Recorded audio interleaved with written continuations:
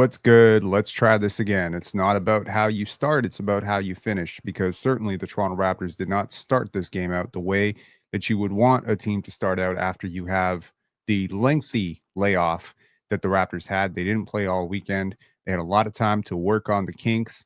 And a lot of the talk right now around Raptorland is tank trade deadline.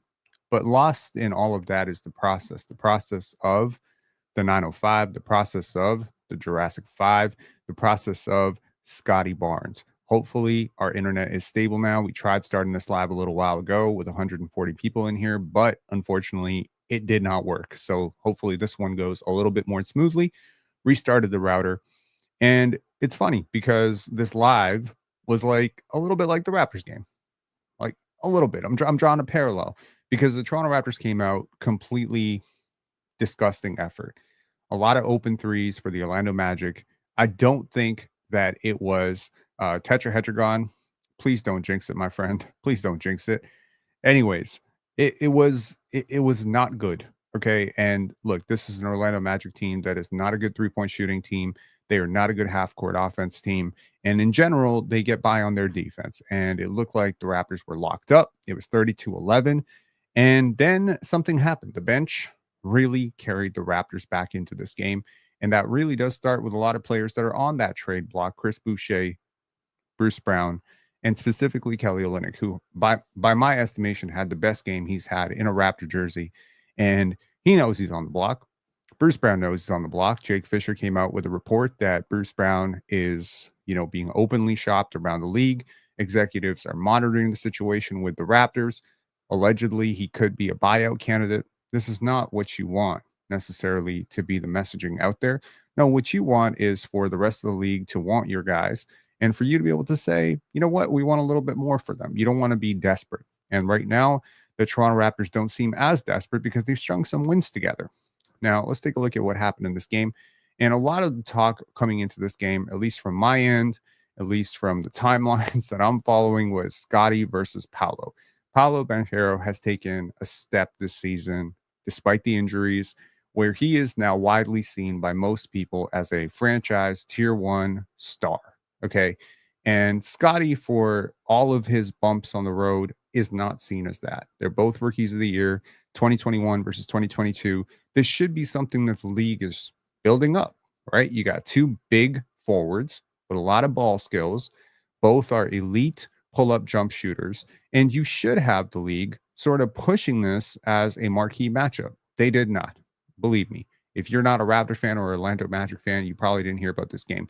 And there's a reason for that. One, the Raptors are not very good right now. Number two, the Orlando Magic are not very good right now. They are now just barely over 500. They're comfortably in the play-in spot. They're going to be a playoff team when they get healthy, get Franz back.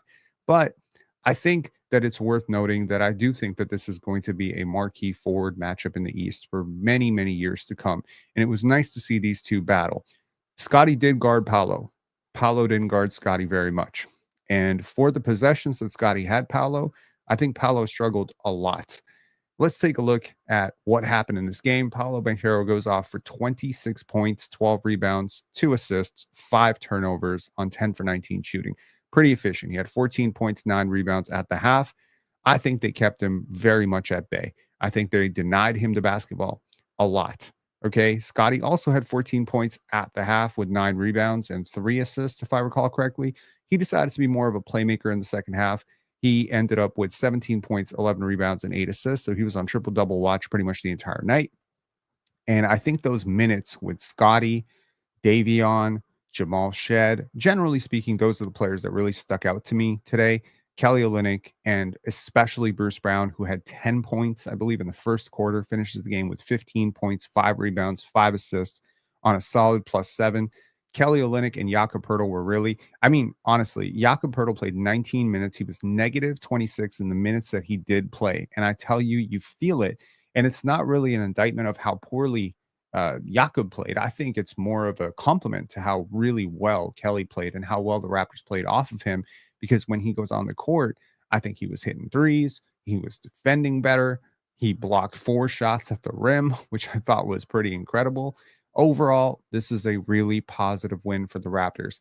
They shut the water off in the second quarter First quarter, around the 3-minute mark, the Orlando Magic scored their last field goal for almost 8 minutes. Not 8 minutes in real time, 8 minutes in game time. Game time. That's insane.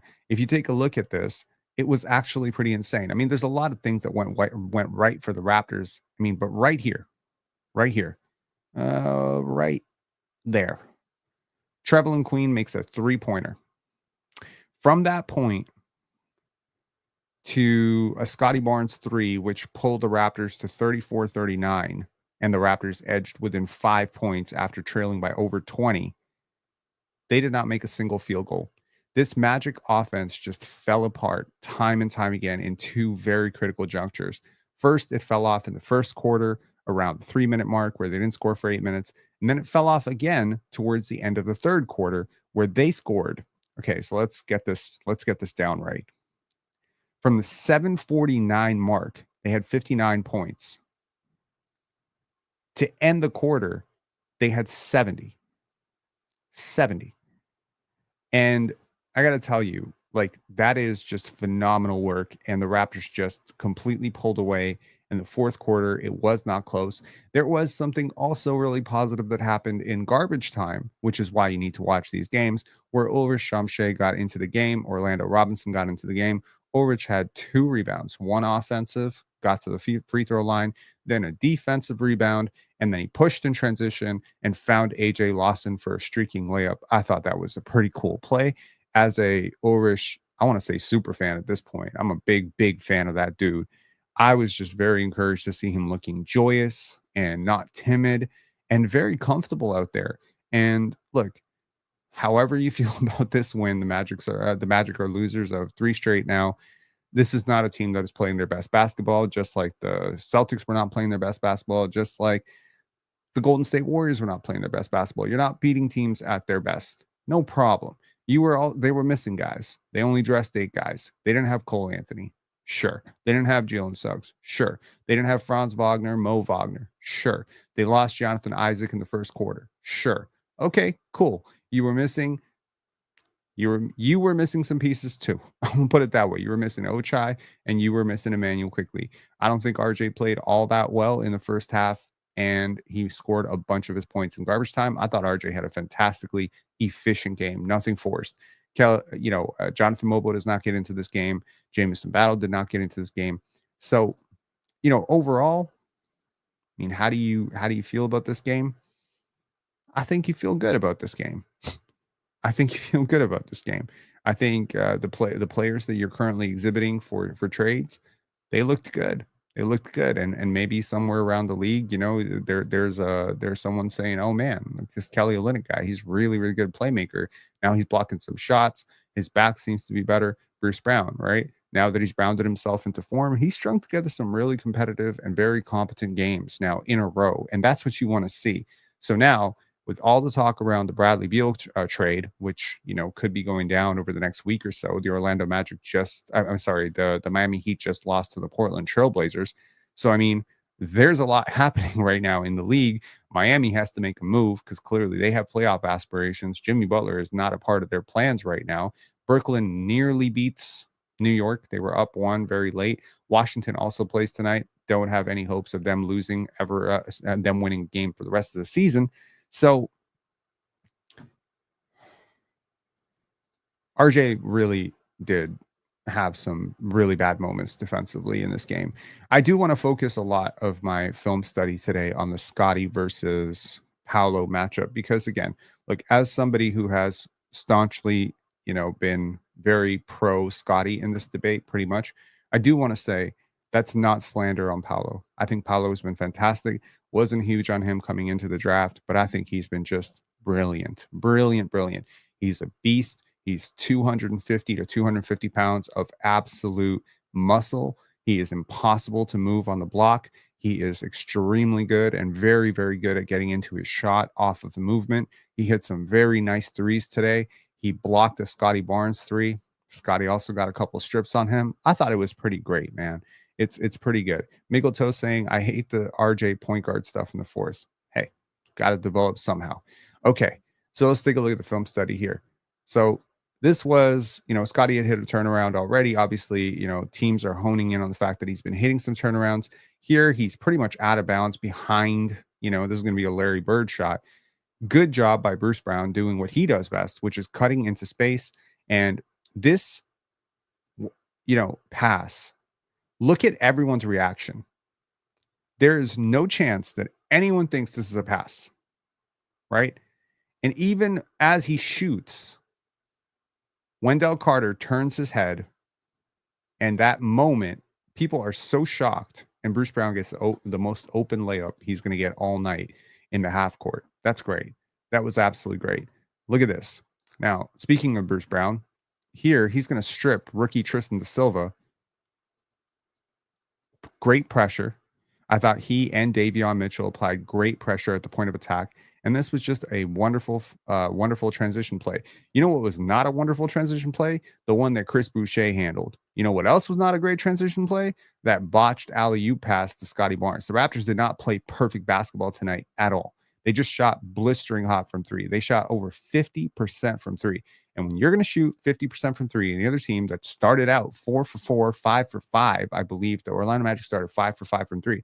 And then they just missed everything. They couldn't buy a three. And it was like clank, clank, clank, clank.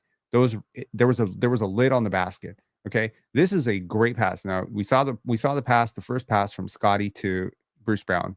I've been saying for years, get him players who actually understand how to play basketball, and he's going to find them all day. This pass was awesome. Corey Joseph adding pressure. What I say, big playmakers, right? Skip pass across the court. Bruce Brown, wide open three, hits it with Wendell Carter closing out late. Brilliant.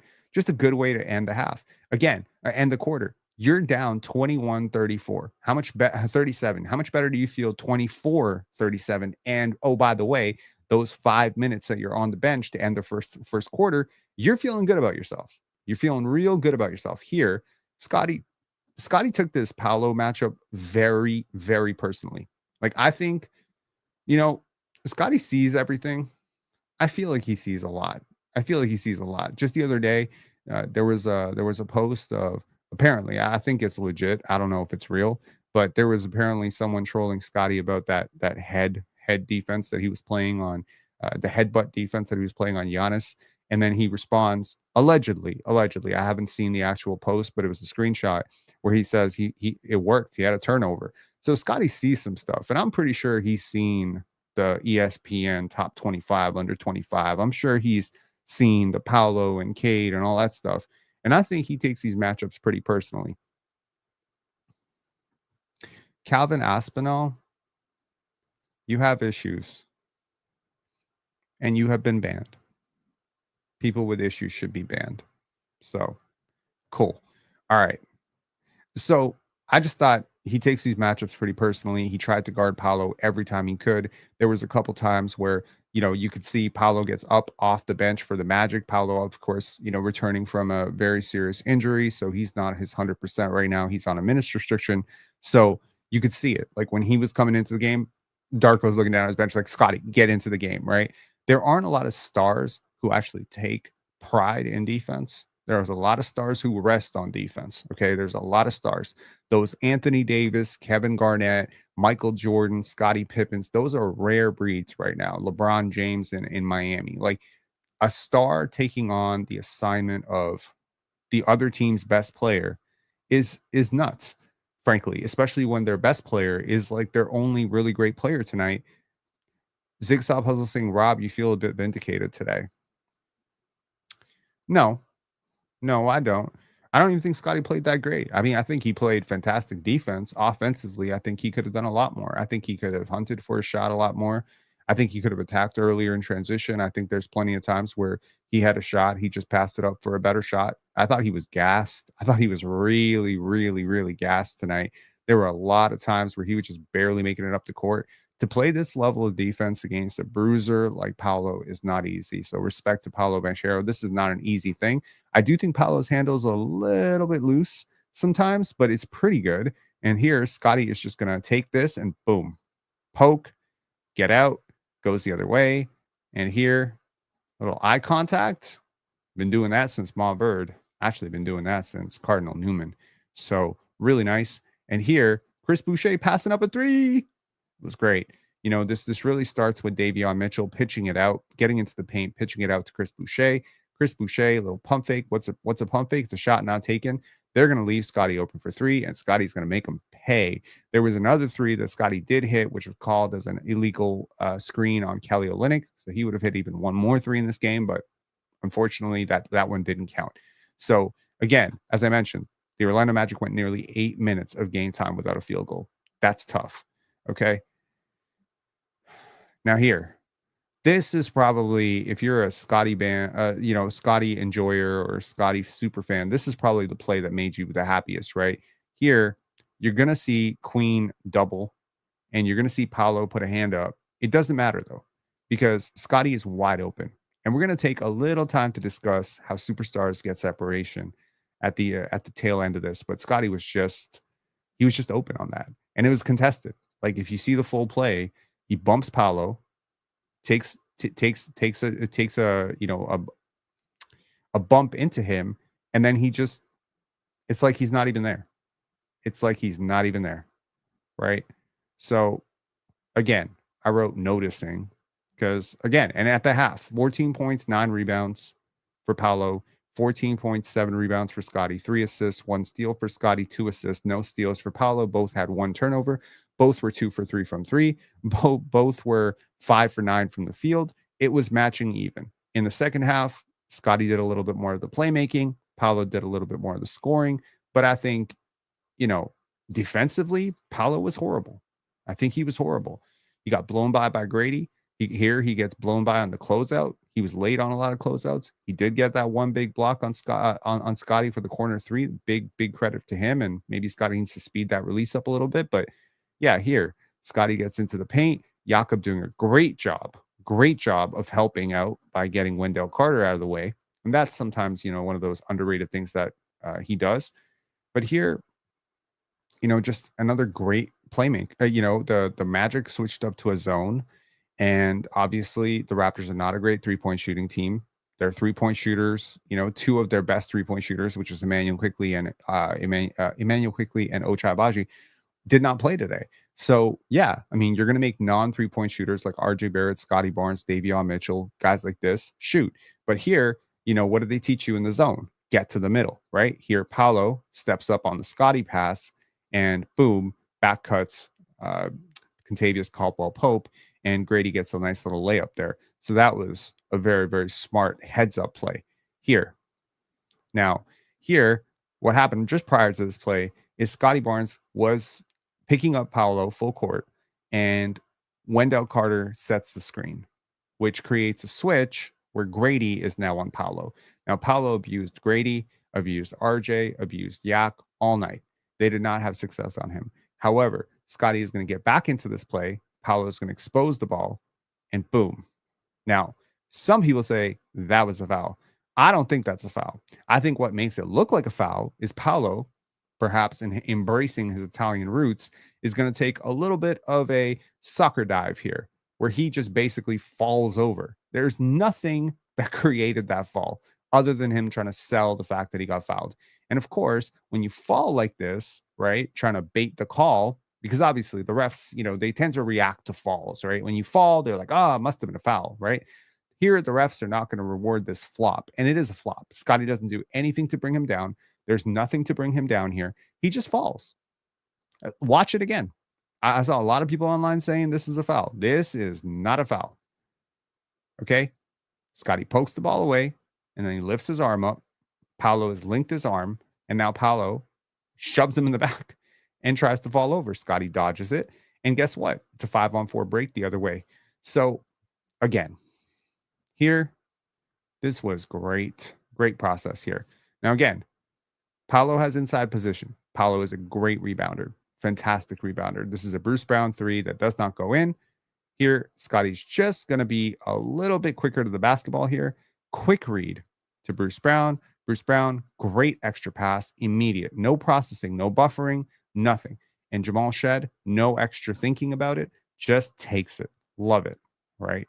And the Raptors have been on Jamal Shed to take those shots. Here, watch this, okay? Again, I could I could clip you 5 minutes of Scottie guarding Paolo one-on-one tonight and Paolo having very little success. I don't think Paolo scored.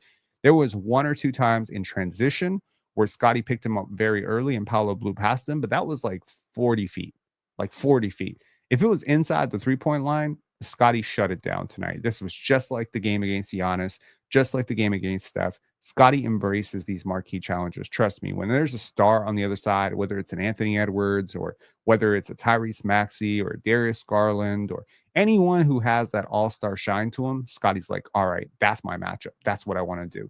And you got to appreciate that because, again, don't take that for granted. There aren't a lot of stars who do that. Paolo certainly was not expressing or exacerbating or, exhausting himself to this level on the other end. So, again, and again, this is not football. Okay. This is not American football where, you have offense and defense. This is not baseball. This is not that. Okay. This is not soccer. Playing two-way at the NBA level is hard because playing this way, the way Scottie is playing right now on defense, is going to make you struggle on offense. You're just not going to have legs. Watch this. Great pressure defense here. Just making the ball handler a little uncomfortable, gets around the screen here, which is something that Scottie has really struggled with throughout most of his career. Recover, recover, recover, recover. Here, hand up. Continues to shade the basketball, which is just perfect. You want to make this pass off balance, hard to allow potentially a mistake, right? You want to, again, making the offensive player, especially an offensive player as good as Paolo, uncomfortable so that he might just travel, drag his foot, make a mistake, pass this off target, etc. This is why you pressure the basketball. Now here he gets the pass off clean, and they're going to try to reset this. And Scottie goes wide, right? To provide help in the gap. Kelly gets blown by. Bruce Brown is nowhere in sight. Scottie says, nah, it's okay. I'll shut this down. And that's when you knew the Raptors were going to win this game. Scottie was not going to let them lose this game. He did everything imaginable to get them to win this game. And honestly, it was a very Kyle Lowry-like performance, right? Now here, Grady is going to challenge Paolo at the rim. Paolo gets this pass off, and Bruce Brown wisely is going to send this right back to Grady. Grady, just one little, barely a pump fake. Just Paolo a little laterally slow defensively, I find. And here, Grady's going to yam it on Tristan da Silva. That's a poster. Is that a Grady Dick poster? Don't tell me he's just a shooter. Come on now. All right. Now, again, it's not just what you do when the guy gets the basketball. Sometimes the best thing to do with a star offensive player is to deny them the basketball to begin with, especially for a team like the Orlando Magic, where it's not like Luka and Kyrie, where they have a second guy that can do this for them. Franz is not playing. Jalen Suggs is not quite that level of player, and Cole Anthony was out. So right now, if it's not Paolo, it's nothing for this team. What are they going to do? Cook through Tristan da Silva and Caleb Houston and Corey Joseph and yeah. So they got to get Paolo the basketball. But here, Scottie is just making this pass tough, right? He's just getting in the way, right? Again, arms up, always aware. Where's the screen coming from? Where is this? So here, this is exhausting. You are making players, look at this. Even a dribble handoff, something as simple as a dribble handoff is cut off. And here, Queen is forced to have to do something that's a little bit uncomfortable for him. And it's going to be apparent that it's uncomfortable for him because right here, Kelly Olynyk, who's not anyone's definition of a shot blocker, is actually going to be able to block this shot. Beautiful basketball. Here, Jacoby Walter on a very good defender in Anthony Black. Anthony Black was pretty much drafted 6th overall because of his defense. He's a fantastic defender. All right. And both these kids are actually from, I'm going to call them kids. I apologize. They are significantly younger than me. I apologize. It's not meant to be rude. They're, 19, 20 years old. Both of these guys are from the Texas area. So they're obviously very familiar with each other's game. And here, Jacoby is just going to get one pump fake, finish through the contact. I love Jacoby's ability to attack off the dribble. Beautiful. Here, again, you want more Scottie on Paolo defense? Here you go. Look, I watched almost every single Paolo game this year. I've been very deeply curious about him and very impressed. But let me tell you something. This is the type of shot that he gets off over anybody in the league. Maybe Giannis has a chance. Maybe Herb Jones can bother this. Maybe OG Anunoby gives him a little bit of trouble. But most players don't stand a chance. Once Paolo gets into this range, it's not going to be pretty for the defense, right? Once he gets this close to the basket, it's usually one turn over the shoulder. The defender goes flying 4 feet. He puts it up as a layup. Like, it's wide open. He did this to, RJ Barrett numerous times tonight. So here, he thinks he's open. Good footwork, good gather, good manipulation. Scottie Barnes just too long though. Look at the bother. He doesn't even see the basket. Look at Scottie's hand on the release. This is where Scottie is. Do you see how uncomfortable this is? This is so uncomfortable. And there's a reason this barely even touches rim. Okay. Like there are misses, and then there are really bad misses, and then there are air balls. Paolo had an air ball tonight on a 3. He had a really bad miss there. He had a couple of really bad misses against Scottie. I thought Scottie's defense was incredible tonight. And you know what? Big shout outs to Jack Armstrong. He was singing Scottie's praises all night because he really brought it defensively. Sometimes I think heavy is the head that wears the crown, right? Sometimes, we get a little bit caught up in the Scottie slander, like, oh, why are these people hating on Scottie? Why are these people saying this about Scottie, that about Scottie? Yo, you're the franchise player. You asked for this. Nobody asked you to be McDonald's All-American. You asked for it. Nobody asked you to be U16, U19. No one asked you to be a top 5 pick. No one asked you to sign a max contract. That's on you. You want to be great. This is great. And sometimes great means shutting down great. Sometimes great means having the hardest assignment. Sometimes great means doing whatever it takes to get your team a win. And I think Scottie did whatever it took tonight to get his team a win. Here, again, defense. Love it, right? I don't think Paolo is comfortable here. And again, what do they say? The possession is not over until you get the basketball. Boom, tips it, right? Heard a lot of stuff about Paolo is a great passer. Paolo's a great passer. He projects this the whole way through. And honestly, there were a couple of times where Paolo just came down the court. He didn't even get the basketball. Because it's just, you're looking at it, your team is down 15, and this dude is just on you. He's on you like white on rice. He is on you, right? He is pressuring up on you. He's talking shit to you. He's clapping at you. He's looking back at you while he's dunking on you. And at some point, it's just like, is it just not worth it to even try? Right? That's what I felt about Giannis when Giannis had 11 points when Scottie took that matchup. Look, this is the kind of shit that comes up in the playoffs. This is that one-on-one ability. I think Scottie's ability to guard on the perimeter has improved so much this year. I don't think it's talked about enough, but regularly in second year, he was getting blown by. He was having trouble navigating switches. And a lot of that talk about, wasn't this guy supposed to be a great defender? I mean, he's always been a plus defender, but great. I don't think he was great in year 2. Even last year, there were some struggles. This year, when he locks in defensively, the game changes. Just a complete complexion of the game changes. And again, this is uncomfortable. This is deeply uncomfortable. You're not open here.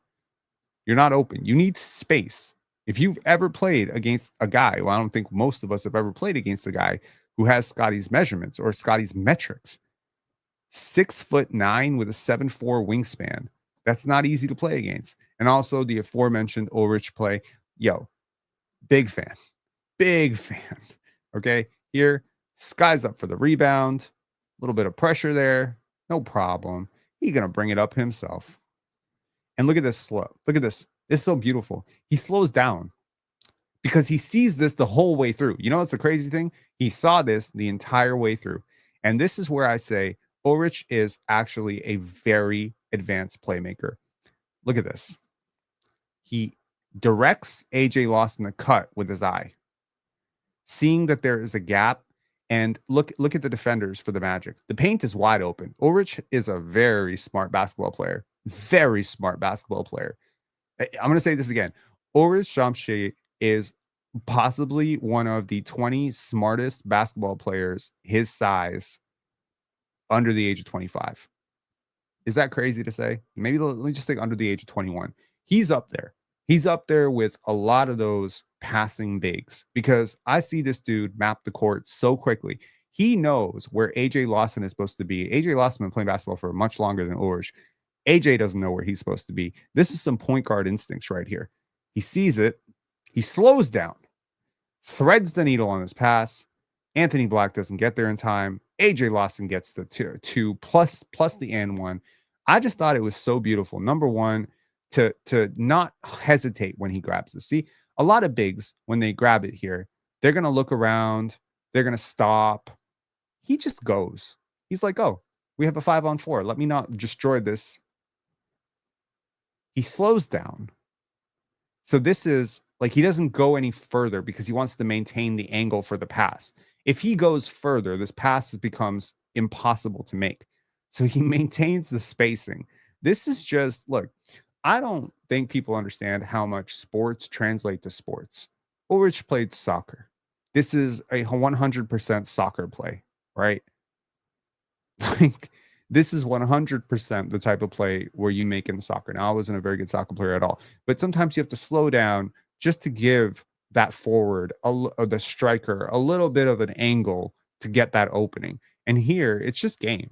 Game is game. Okay. Whether you're talking chess, whether you're talking football, soccer, the game is the game. It's just moving pieces around to find an opening, to find a weakness. Here, he sees a weakness. The paint is open. The big is lifted. The biggest, there's really not really a big on the court, to be honest, for the Magic.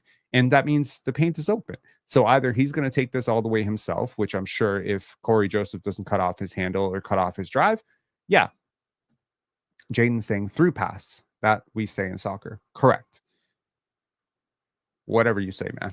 Like I'm not a soccer player. I'm not really someone who's Coman and Ulrich have chemistry. Hard to get number one pick.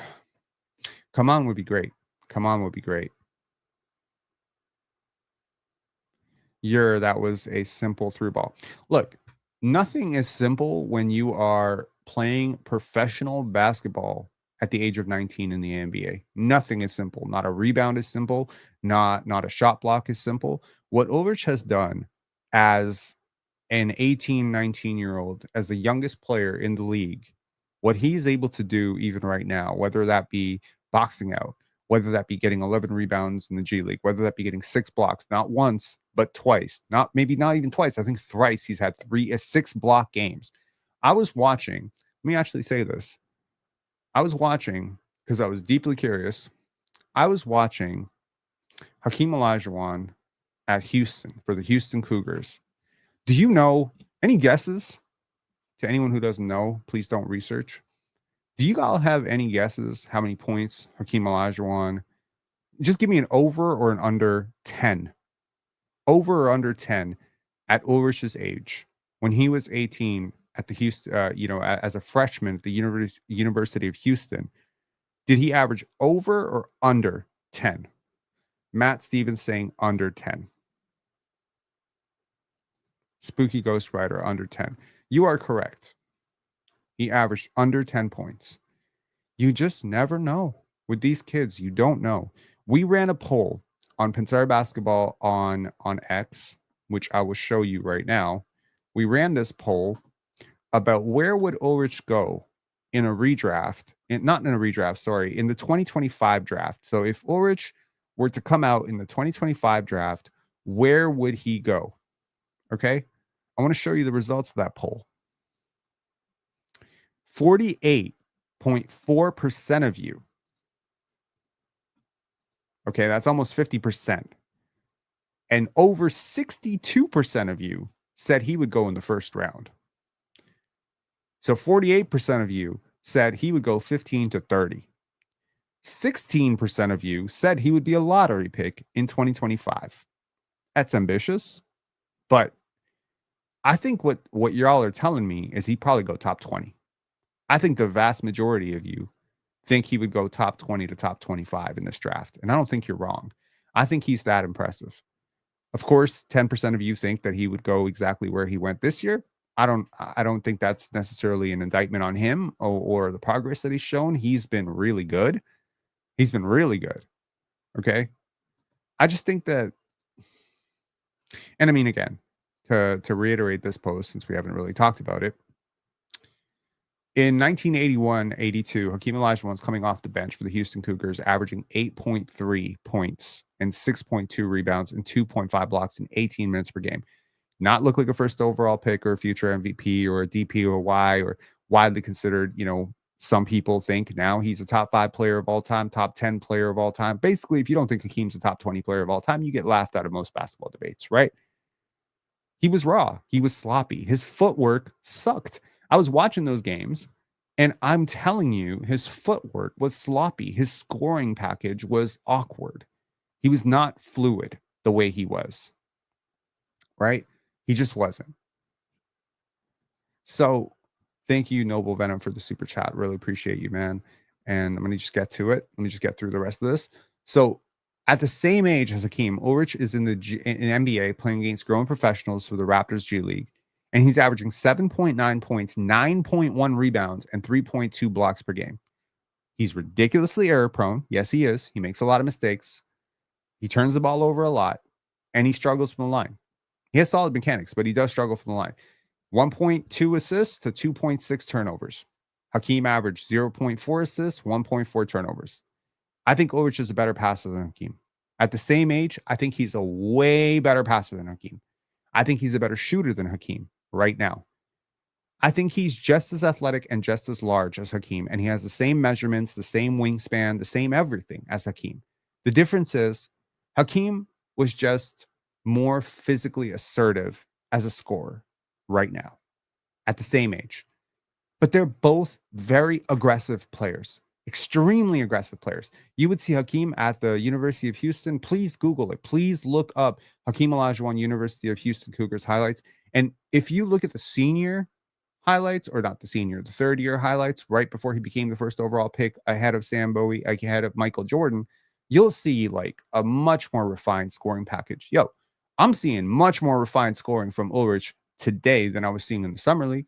This kid is growing really fast. He's growing really fast. You know, I used to run a dog walking company. This is really stupid to compare this, but I'm just going to say it because it's the thing that I can compare to because I don't have a kid. So we ran a dog walking company. And there was this one puppy that was like, I don't want to say like, I thought he was like 8 months old, but they told me he was 2 months old.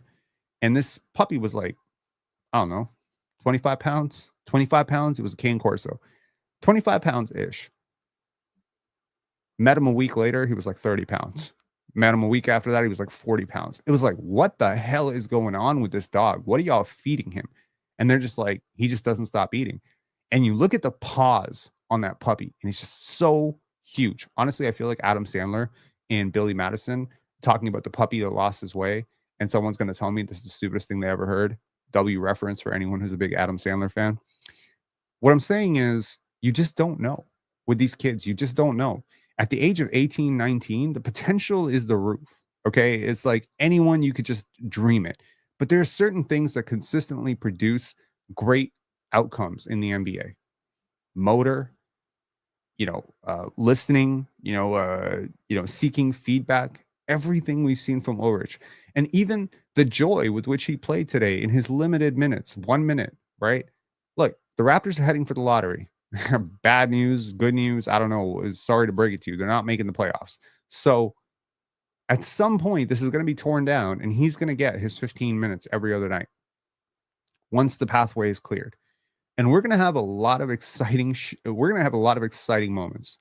We're going to have a play where he's going to look like he's going to block the shot with his elbow. And you're going to have to dance a little bit with it. You're going to have to calm yourself a little bit. But don't lose sight of the fact that this could work out way better than you could ever imagine.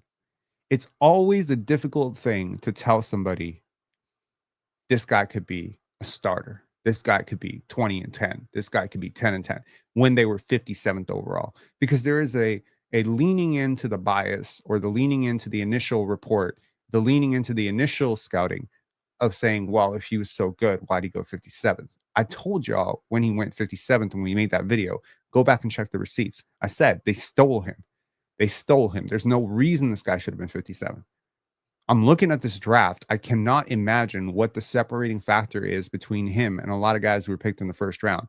You telling me him versus Ryan Dunn, him versus Kalal Ware, him versus, a lot of these guys, Deron Holmes. I'm probably going to take Ulrich over Deron Holmes just on raw potential. I mean, if Tijan Salon is going top 6 based on his athletic upside, I'm sorry, Ulrich has crazy athletic upside. Have you seen the way this guy moves his hips? on the perimeter. Have you seen how often he gets like switched out to a guard? He used to struggle with those matchups, but he always competes and he always goes hard. I'm very impressed. I'm very impressed. They picked him up for $1 million. You are correct, Bueno Kitty. You are correct. They picked him up for $1 million, which means there's probably a couple people in the chat that have enough money to go out and buy a pick that gets Ulrich Chomche. Honestly, man, nuts. Ryan saying, wow, I like Duran too, but low key. Yes, you did.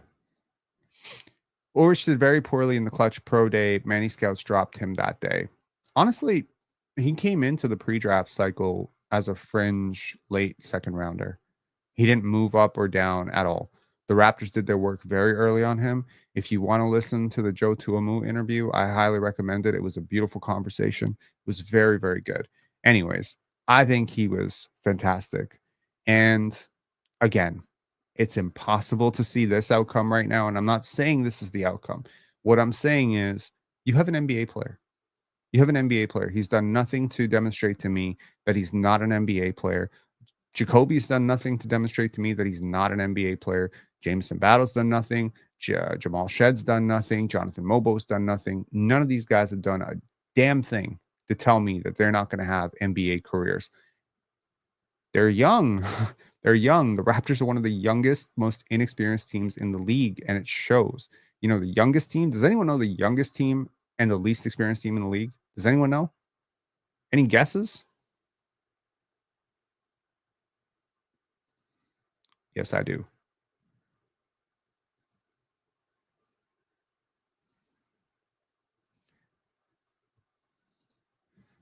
Let's talk potential moves after the Suns deal. You are correct. The first guess is correct. The second guess is not. Nope, you are not correct. No, the correct answer is the OKC Thunder. Sean, you want to call in and tell, I don't know, you want to call in? The link is in the description. If anyone wants to call in and talk trades, we're right at that pace. We're right at that place where I'm happy to hear your trade offers. Okay. If you got a Bruce Brown trade, or you got a Chris Boucher trade, or a Kelly Olynyk trade, or a 3-team trade, or whatever, by all means. Yes, OKC is still the youngest. And honestly, if the Raptors did not have Garrett Temple, I think they lose like a full year. So they become like the second or third youngest team in the league.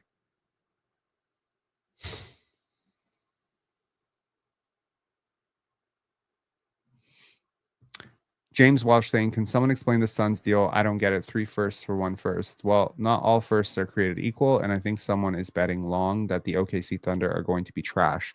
But let's look up that deal. I heard about it midway through the broadcast. So let's see here.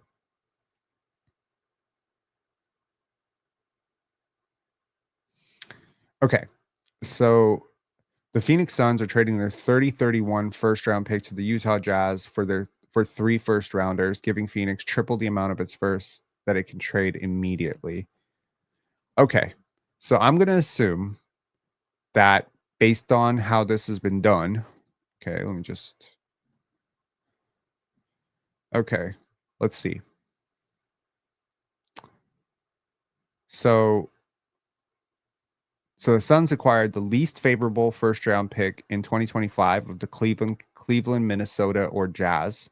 So least favorable will be the Cleveland pick, which will more than likely be the 29th, 30th pick. Okay. In 2027 of Cleveland, Minnesota, or Utah. And in 2029 of Cleveland, Minnesota, or Utah.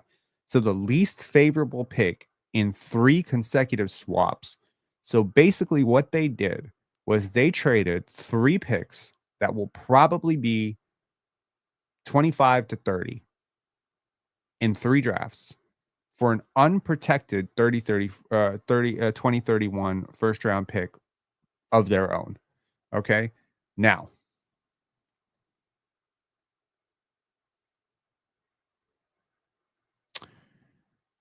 I think this is a good move for the Jazz. And I think from the Suns' perspective, I think they lose this trade. Now, it kind of helps both teams.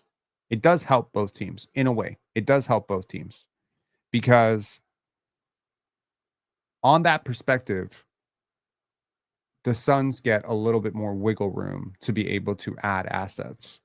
They're now obviously the Suns are going to trade at least one, two, maybe three of these picks. Okay. Yes, I caught that.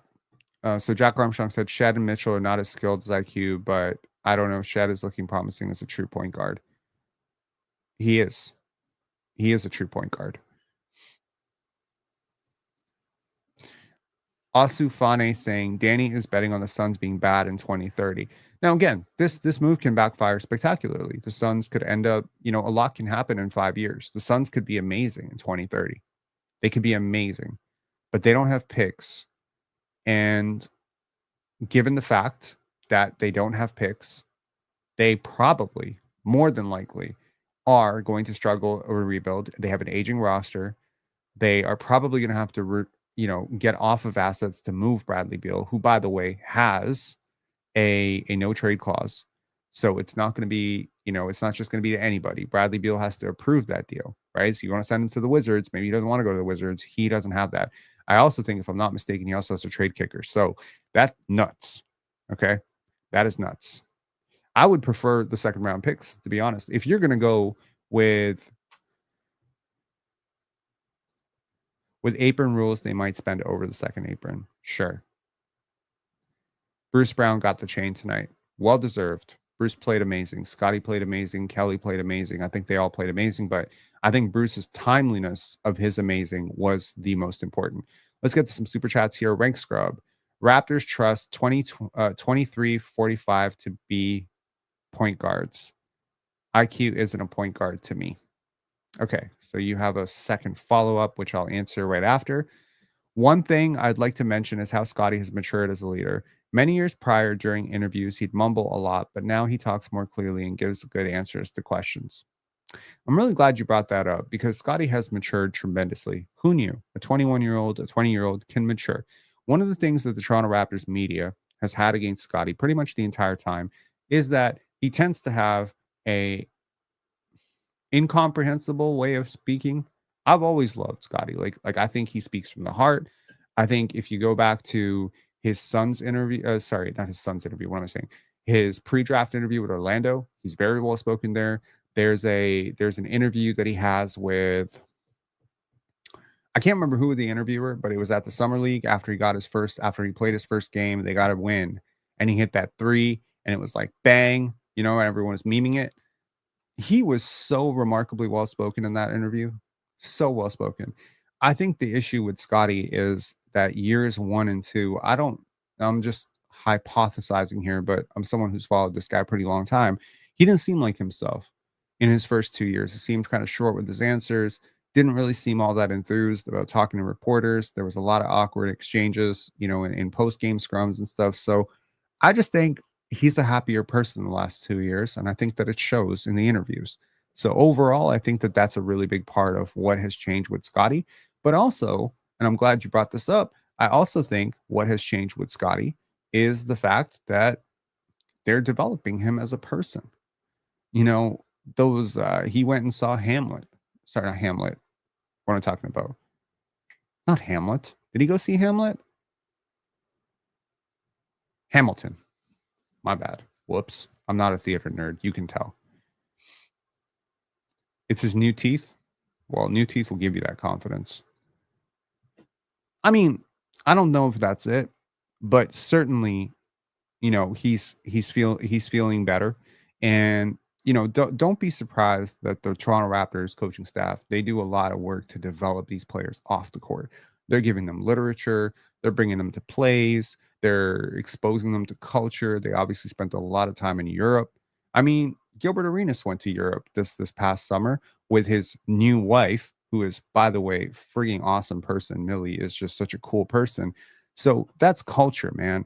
Americans, just again, as an American, I'm not saying anything disparaging about Americans. My apologies to any, fellow Americans in the chat. Not a huge appetite for going outside of the United States. Not a lot of appetite for culture outside the United States. There's a lot of, tribalism and maybe even a lot of America first, America second, America third attitude towards literature, film, all that stuff. No, man, the world is a big place, and it really does help that Scottie has embraced not only Toronto but Canada. He's embraced, going out to the west coast of Canada. He's embraced going to Montreal. He's embraced travel. He's embraced culture. He's embraced his teammates, and of course, he's embracing literature, plays, all this stuff. I don't think Scottie went to a lot of plays when he was younger. This is good for him. This is very good for him, and the people around him, from his trainer to his friends, all these people, they're also very growth minded people. The thing you learned about, LeBron James early on, mind your surroundings, mind the people around you. When you hear Savannah James talking, you can tell that's a good woman. When you hear Mav Carter and Rich Paul, you can see, I'm glad that he has those people in his ear. I'm glad that he has those two giving him advice, because that's going to help you. Having smart people around you helps you. Having people like that, it really does help tremendously. And sure, his girlfriend, she's very well spoken. She's very, very smart. So again, it's a lot of things. It's a compounding thing of factors. But when you're 20, when you're 21, you can change in very, very big ways. Big ways. Hove A saying, if Shed can hit threes consistently, he can be better than Fred VanVleet. Okay. We got Sean on the line. Sean, what's up, man? First time caller, long Yes, time sir. listener. What's up? What's up, Rob? Can you hear me? Yes, I can. Is it clear though? I'm on speakerphone, so I don't know if it's going to be terrible or what's happening here. Yeah, we're good. Good. I can hear you. All Nice, right. nice to finally talk to you. Yeah, for sure, man. Listen to a lot of your music. I appreciate it, brother. So for me, like I can't come up with trades off of the top of my head because I Okay. obviously don't know all the salary cap situations, and I don't really want to waste your time going through it all. But one thing I'm thinking is obviously we could be a team that's involved as like maybe a third or fourth team in the trade, right? Sure.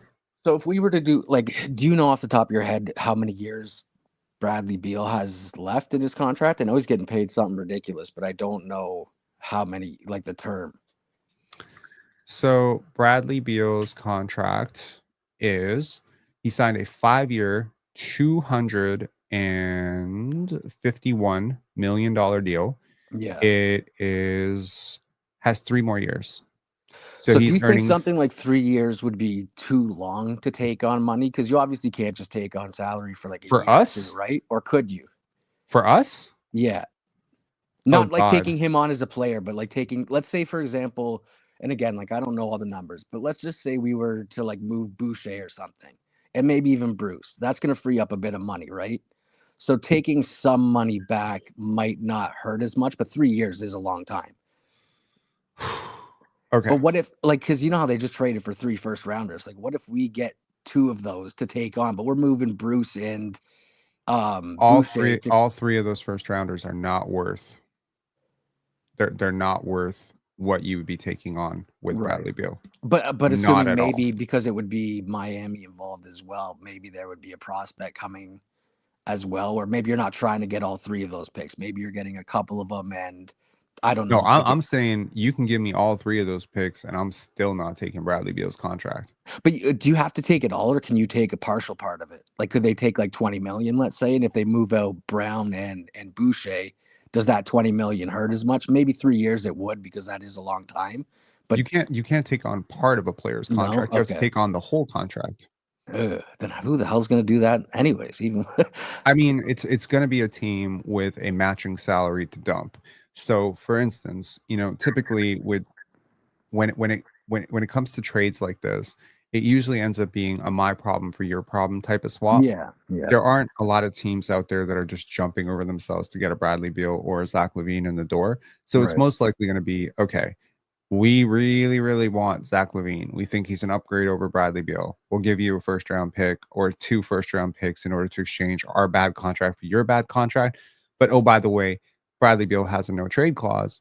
right, So he doesn't have to agree to go to Chicago. right. He doesn't have to, and then I think there's a trade kicker that makes the contract even more horrible. Also, the part that makes it truly terrible is the 5th year is a player option. Player option, yeah. and he's taking that.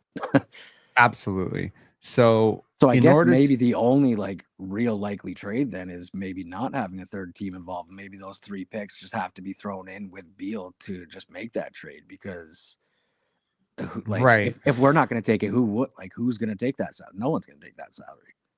Well, we are definitely not taking that Right. salary, and he is definitely not agreeing to come here. Right. However, I mean, there are three teams that are desperate to move off of stars, and there are a couple Yeah. of teams that have a little bit of luxury tax space. Now, obviously, if you're the Suns, you want something in exchange for Bradley Beal. You can't Yeah. aggregate a salary, so you can't add. Yeah, see You that know, that changes my whole perspective, because I was under the impression that you didn't have to take the entire salary. So that well, kind of no, no, no. throws everything I'm What I calling mean about. is, you can't even add players to the Right. deal if you're the Suns. The Suns Right. have to trade Bradley Beal alone. They Yeah. can't. They can only add picks. They can't add a second player to the deal because they're a Right. second Because of apron team, if yeah. I'm not Yeah. mistaken. Yeah. So, in order to facilitate this deal and make it worthwhile for the Suns, if let's just say let's explore this rabbit hole of the Raptors do it. Okay, Mhm. let me there's no trade in hell that the Raptors would do. But No. let's try Bradley Beal to the Pistons as an example. I think that might be a deal. That let's just see if you would just have to have a team that is willing to dump a bunch of dead weight salary. Teams like most teams that are going to be able to participate, they have to have one huge salary. But So I if mean, it's what's the Bradley Beal point for at that Jimmy point, Butler, right? Because like pardon? dead weight for dead weight, what's the point for like anyone to do that? Well, it's really like the Suns clearly prefer Jimmy Butler over Bradley Right. Beal. So at this point, I would imagine what's gonna happen. What the Raptors can do though is they can offer a little bit of relief Right. to one of the two teams. So let's just say a team is taking on Bradley Beal, and Bradley Beal makes a little bit more than Jimmy Butler, right? Mhm. Just a little bit more. And I think he has a trade kicker, so he's going to make way more than Jimmy Butler. So let's Right. just say, in order to make this deal work, the Miami Heat want to get rid of Haywood Highsmith Right. or, Dunk. Are the Miami Heat a second apron team? They're not. Okay, so Miami could potentially. Okay, so let's get a third team involved. Let's put the Raptors in this, add a third team. Okay, so let's just say What the about Miami maybe like Heat. Chicago, if they would rather have Levine than Beal? I have a feeling that the Suns have zeroed their efforts into Jimmy Butler at this point. So I'm Yeah. actually just gonna work with those two teams as a framework. And let's just say that the Suns can take back nothing more, Mhm. right? So interestingly enough, this deal can't even work. And let me Right. tell you why.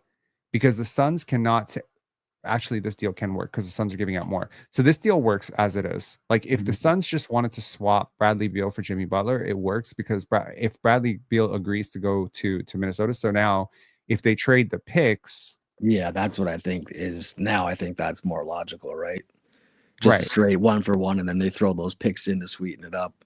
right. So let's just say, for instance, that they do want a third team involved, like the Raptors, and the Raptors are gonna be able to help the Heat out in terms of clearing up some space because the Yeah. Heat are now taking on a little bit more salary, right? So their cap sheet is getting a little bit more expensive. I don't think they Right. have a lot of space underneath the cap. So maybe what the Heat want to do is they want to get rid of Kevin Love's contract, which is 2 years, 3.8 million, or they want to get rid of Hayward Highsmith, or maybe they want to get rid of Duncan Robinson, which is the most likely.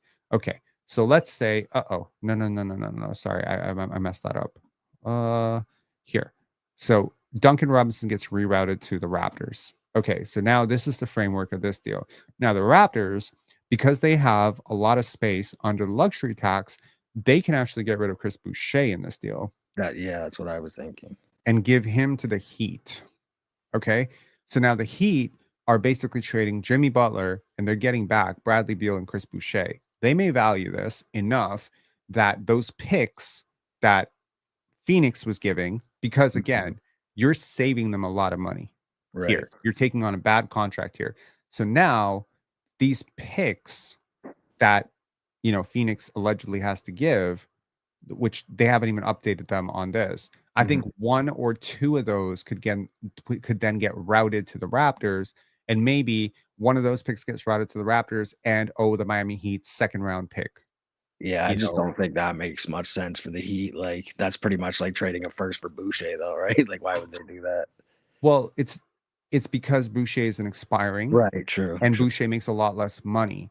So Yeah. again, what I'm trying to say is, if the Miami Heat are cap conscious, Right. right? Yeah, I get it. There's certain things that apron teams can't do. So right now, there's going to be a ton of buyout candidates. Yeah. Ton of players are going to get waived.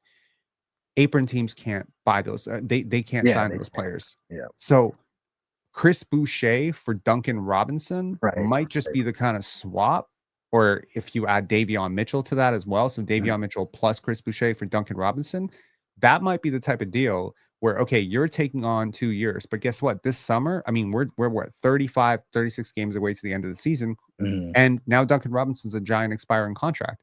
But for a team like the Heat or a team like the Suns, they don't have 2 years to wait for. They don't have a year to wait for Duncan Robinson. Their Right. window is now.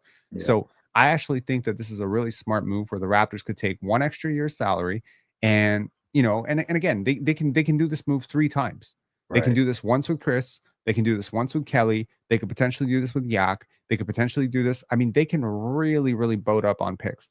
And again, I don't say they can do this 3 times because really the Raptors only have about 10 million in space, Yeah. but they can outright if they wanted. Okay, let me just look at the Suns here. It's just like I Really, do feel like that maybe there would be a third team involved somewhere because like Bradley Beal is not a Pat Riley, and I mean I guess they're kind of at the mercy of Jimmy Butler right now, but Mhm. I mean even taking him for 3 years, like he's literally the opposite of Miami culture. Like I don't know. Bradley Beal. Yeah. They actually really like him. Oh, They liked him a few years ago. They liked him. I have no idea if they well, a still lot like of him. people liked him a few years ago, right? I mean, Yeah. I don't know. So I think the way to think about this is like a player like Yusuf Nurkic, right? Mhm. There aren't a lot of teams that can take on a Yusuf Nurkic. There's a Right. lot of advantages. Like obviously they can't do it in the same deal that they trade Bradley Beal because of the Yeah. apron restrictions. Yeah. But if I refresh this, even if the Raptors, like let's just say they got these 3 picks and maybe they want to use 2 of them to get off of Beal, but they want to use one of them to One. get off of Right. Nurkic. Yeah. Okay. Let's call it. So Yeah. here's a deal that I think that the Raptors can do. Hang on, let me just see here. The Raptors taking on Nurk for Kelly Olynyk. So it's 2 year for 2 year, and the Raptors get like a pick in exchange for Right. their trouble. Something like that. So is that worth it to take on a little bit more money? Nurkic turns into an expiring contract.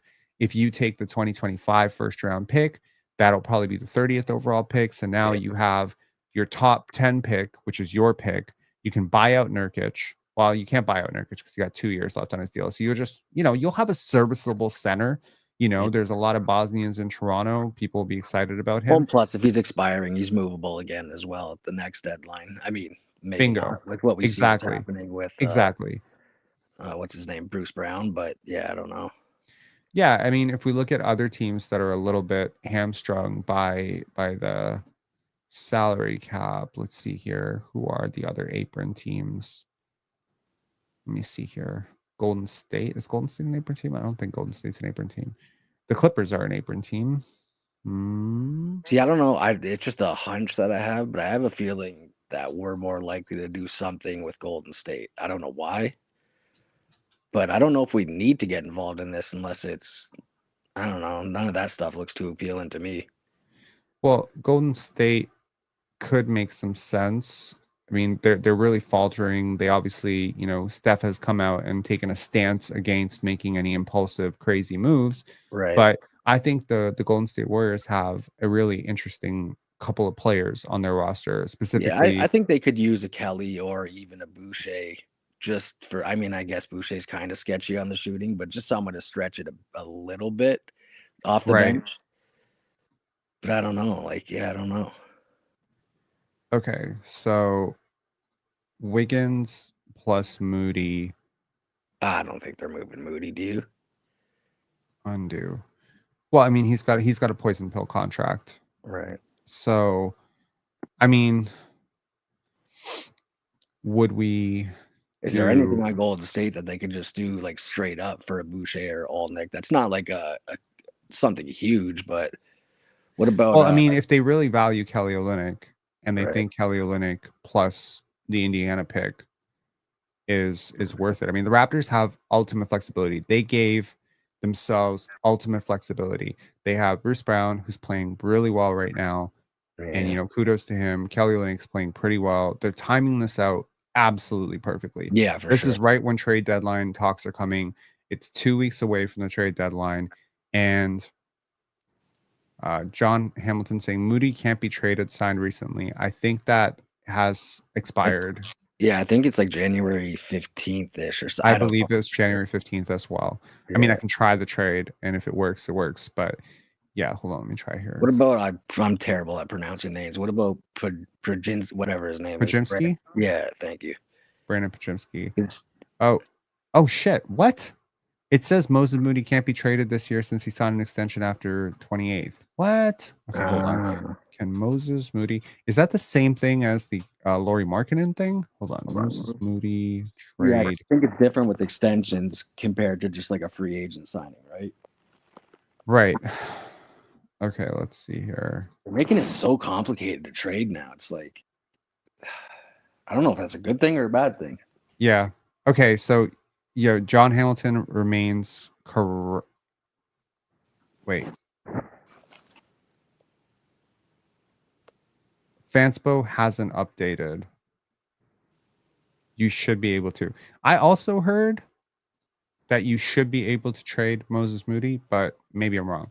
Anyways, I mean, look, the end, the thesis of the trade, at least from my understanding, is pretty simple. The Raptors have an extra roster spot. Yeah. They have 3 very appetizing role players on expiring contracts that could be valuable to somebody. Yeah. Davion Mitchell for Gabe Vincent does work, technically. I know you're gonna hate to hear this. Okay. If Davion signed at a serviceable, like really low, not what people are talking about, I just not someone that would get a bunch of minutes, but I feel like it doesn't hurt to have somebody off the bench that you could throw in like a defensive pinch. You know what I mean? But I don't know. It's because I'm really low on him. I don't think you can carry Davion plus Jamal long term. Mhm. So if you sign up for Davion long term, like But like, what if it was like fairly cheap and it's just he's more of a not even a role player, but just kind of like a situational player when maybe you're playing a Curry or you're playing a Lillard or somebody who's a bucket getter that maybe it's like, okay, those are the games he's going to get a couple more minutes, assuming you don't have to sign him for like oh, I 15 hear you. million or I think something. he's been phenomenal for the Raptors practice. I think Right. if That he too. was, if he was willing to, Take like 10 million, or like, I don't know. no, 10 million is insane to me. Yeah. I would not sign him for 10 million. I wouldn't sign him for 6 million. I think he would be he'd be criminally overpaid at $6 million. Right. This is not the market. Like DeLon Wright is signing for a minimum. Tyus Jones is signing for a minimum. Those are better players than Davion. So, Yeah. truth be told, if he's in the NBA next year, it should be on a minimum contract or a contract slightly north of the minimum if you believe in some sort of shooting upside on that. See, I I don't think really believe in the shooting. The one thing that I think though is more just the skill that he does bring is harder to find. Like there's obviously players who are getting paid less that are maybe better all around players. But you sure. don't need necessarily him to be that well, you do obviously, but I'm thinking more of like just a stopper, last couple of minutes in the game, close game when games matter. It's like that's who you'd put in because you need a point guard who can guard a smaller point guard and maybe shut them down. I don't But know. Like you're I hoping am. that Jamal Shed can grow into that. And you're You think he also does hoping, though? Like defensively? I don't know. Right. because he's 22, 23 years old, and it's hard Yeah. to say for Like his sure. offensive upside is like clearly much better, but I just think we don't have that like I know he's not the greatest, but it's like a Patrick Beverly type situation, you know, or But someone he's like that. not. That's But that's the thing. Patrick Beverly was right. a Yeah, pretty no, that's true. positive, Yeah, a positive offensive player, right, and Pat Bev was, signing minimums very early in his career. He right, wasn't a lottery pick, so the right. trajectory is very different. I Yeah. just think like the Heat started Orlando Robinson last year for 8 games. The minute they signed Khalil Ware, you He's know, gone. he was gone Yeah. because when it comes to depth on your roster, it really does matter, especially if you're trying to be good next year. It Hmm. does matter that you have pieces that are valuable. So Davion is a valuable piece if you don't have Jamal Shed as your third string point guard. I think that's great. Jamal, I don't know if Jamal's your backup point guard next year. I think he more projects to be your third string point guard again until he bumps somebody up. So likely what you're looking at is, in the draft, if you end up with a VJ Edgecombe, well, there's your defensive stopper. Right. You don't need this. Like, do you know there's like, okay, the shortest player in the league. Do you know who it is? Um. No, I would get. I don't know actually. I was gonna say Fred, but it's probably not too far from it. But Okay, so the shortest player in NBA history was Muggsy Muggsy. Bogues, Yeah. but the shortest player in the league right now, his name is Yuki, and he plays for Oh. the Okay. Memphis Grizzlies. Yeah. Yeah. So, but if you look at the second shortest player in the league, it's like a 5 to 7 player tie Right. between Davion Mitchell, Jamal Shed, Fred VanVleet, Kyle Lowry, and like 4 other guards. Right. This is a dying breed. Oh yeah. You Yeah. you For do sure. not need multiple 6-foot guards on your team. Like, you should be trying to get a 6'5" guard, like a Delano Banton, 6'7" Right. guard to groom as your second string point guard, probably in the, in the first part of the second round next year. Now, with every one of these damn Portland wins, that second Mhm. round pick gets a little bit worse and a little bit worse. Like I But don't even know if we need like someone to groom as a secondary point guard because I think Shed could do that. My worry is if you can't move off RJ and like you've talked about plenty of times, where are we going to make up that defense if you do have Grady Dick and RJ on the like at some point you need like someone somewhere that you can bring in and get a stop when it's a 5 point game, you know? Like who is that? I Like when think games matter, maybe not so much now, but like when we're like championship year, when we would bring in even like a Danny Green, like someone that you know you can defend on or depend on to get a stop or at least influence the defense. Like who is that and where's that coming from? Well, again, there's one overwhelming positive, which is Scottie. Right. But then beyond that, there's Jacoby. I think Mhm. Jameson's been positive. I think Mobo has been positive. I think Shed's been had moments. I think Ochai's been positive for the most Mhm. part defensively, if not a little bit overrated. And we don't know because here's the thing. I think offense gets paid more than defense in the Oh, NBA. for sure. Yeah. So maybe it's good to have all these offensive players developing because the defensive players might be available for a mid-level exception at some point. Like, if Mhm. you really desperately want a really, really good defender right now, Cam Reddish is available. I'm Right. sure you can get him. I'm What's he making? You think two, he's a 3 million. mid-level? No, he's like $2-3 million, man. There's plenty of Mhm. really good defenders available. The problem is you need to be a two-way player, right? You need to have that impact on both ends, and teams really cannot sustain one negative offensive player. I mean, we have seen multiple Right. times this year, even though Davion has been playing much better recently, we've seen so many times where he is just single-handedly tanking offensive lineups because Yeah. he can't shoot. And it's not just, oh, like, people notice when a player is not contributing offensively when they themselves can't score. But what Right. they don't realize is when he's on the same side of the court, RJ's drives are harder. Scottie's Mhm. shots are harder because Mhm. teams are sinking off of him. And again, until Jamal Shed can hit threes at like 38% on high volume, he's not going to get guarded either. Yeah. His reputation as a bad shooter is going to carry forward with him for at least a couple years until he becomes a dynamite shooter. Well, and that's why So it's even more important to move off Yak because I'm getting sick and tired of just like literally watching teams stand 20 feet away from him. Like, I get it. He can't shoot, but I mean, yeah, we've had this conversation before, and I get he has an impact, but like, ugh, I don't know, man.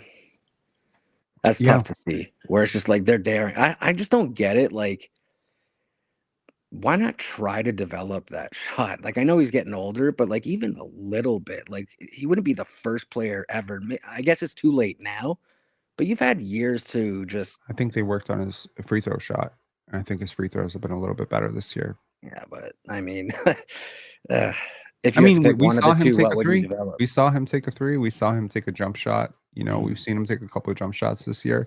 I mean, maybe they are looking to develop it a little bit. It Well, would certainly make him a better player. I wish someone had developed it years ago.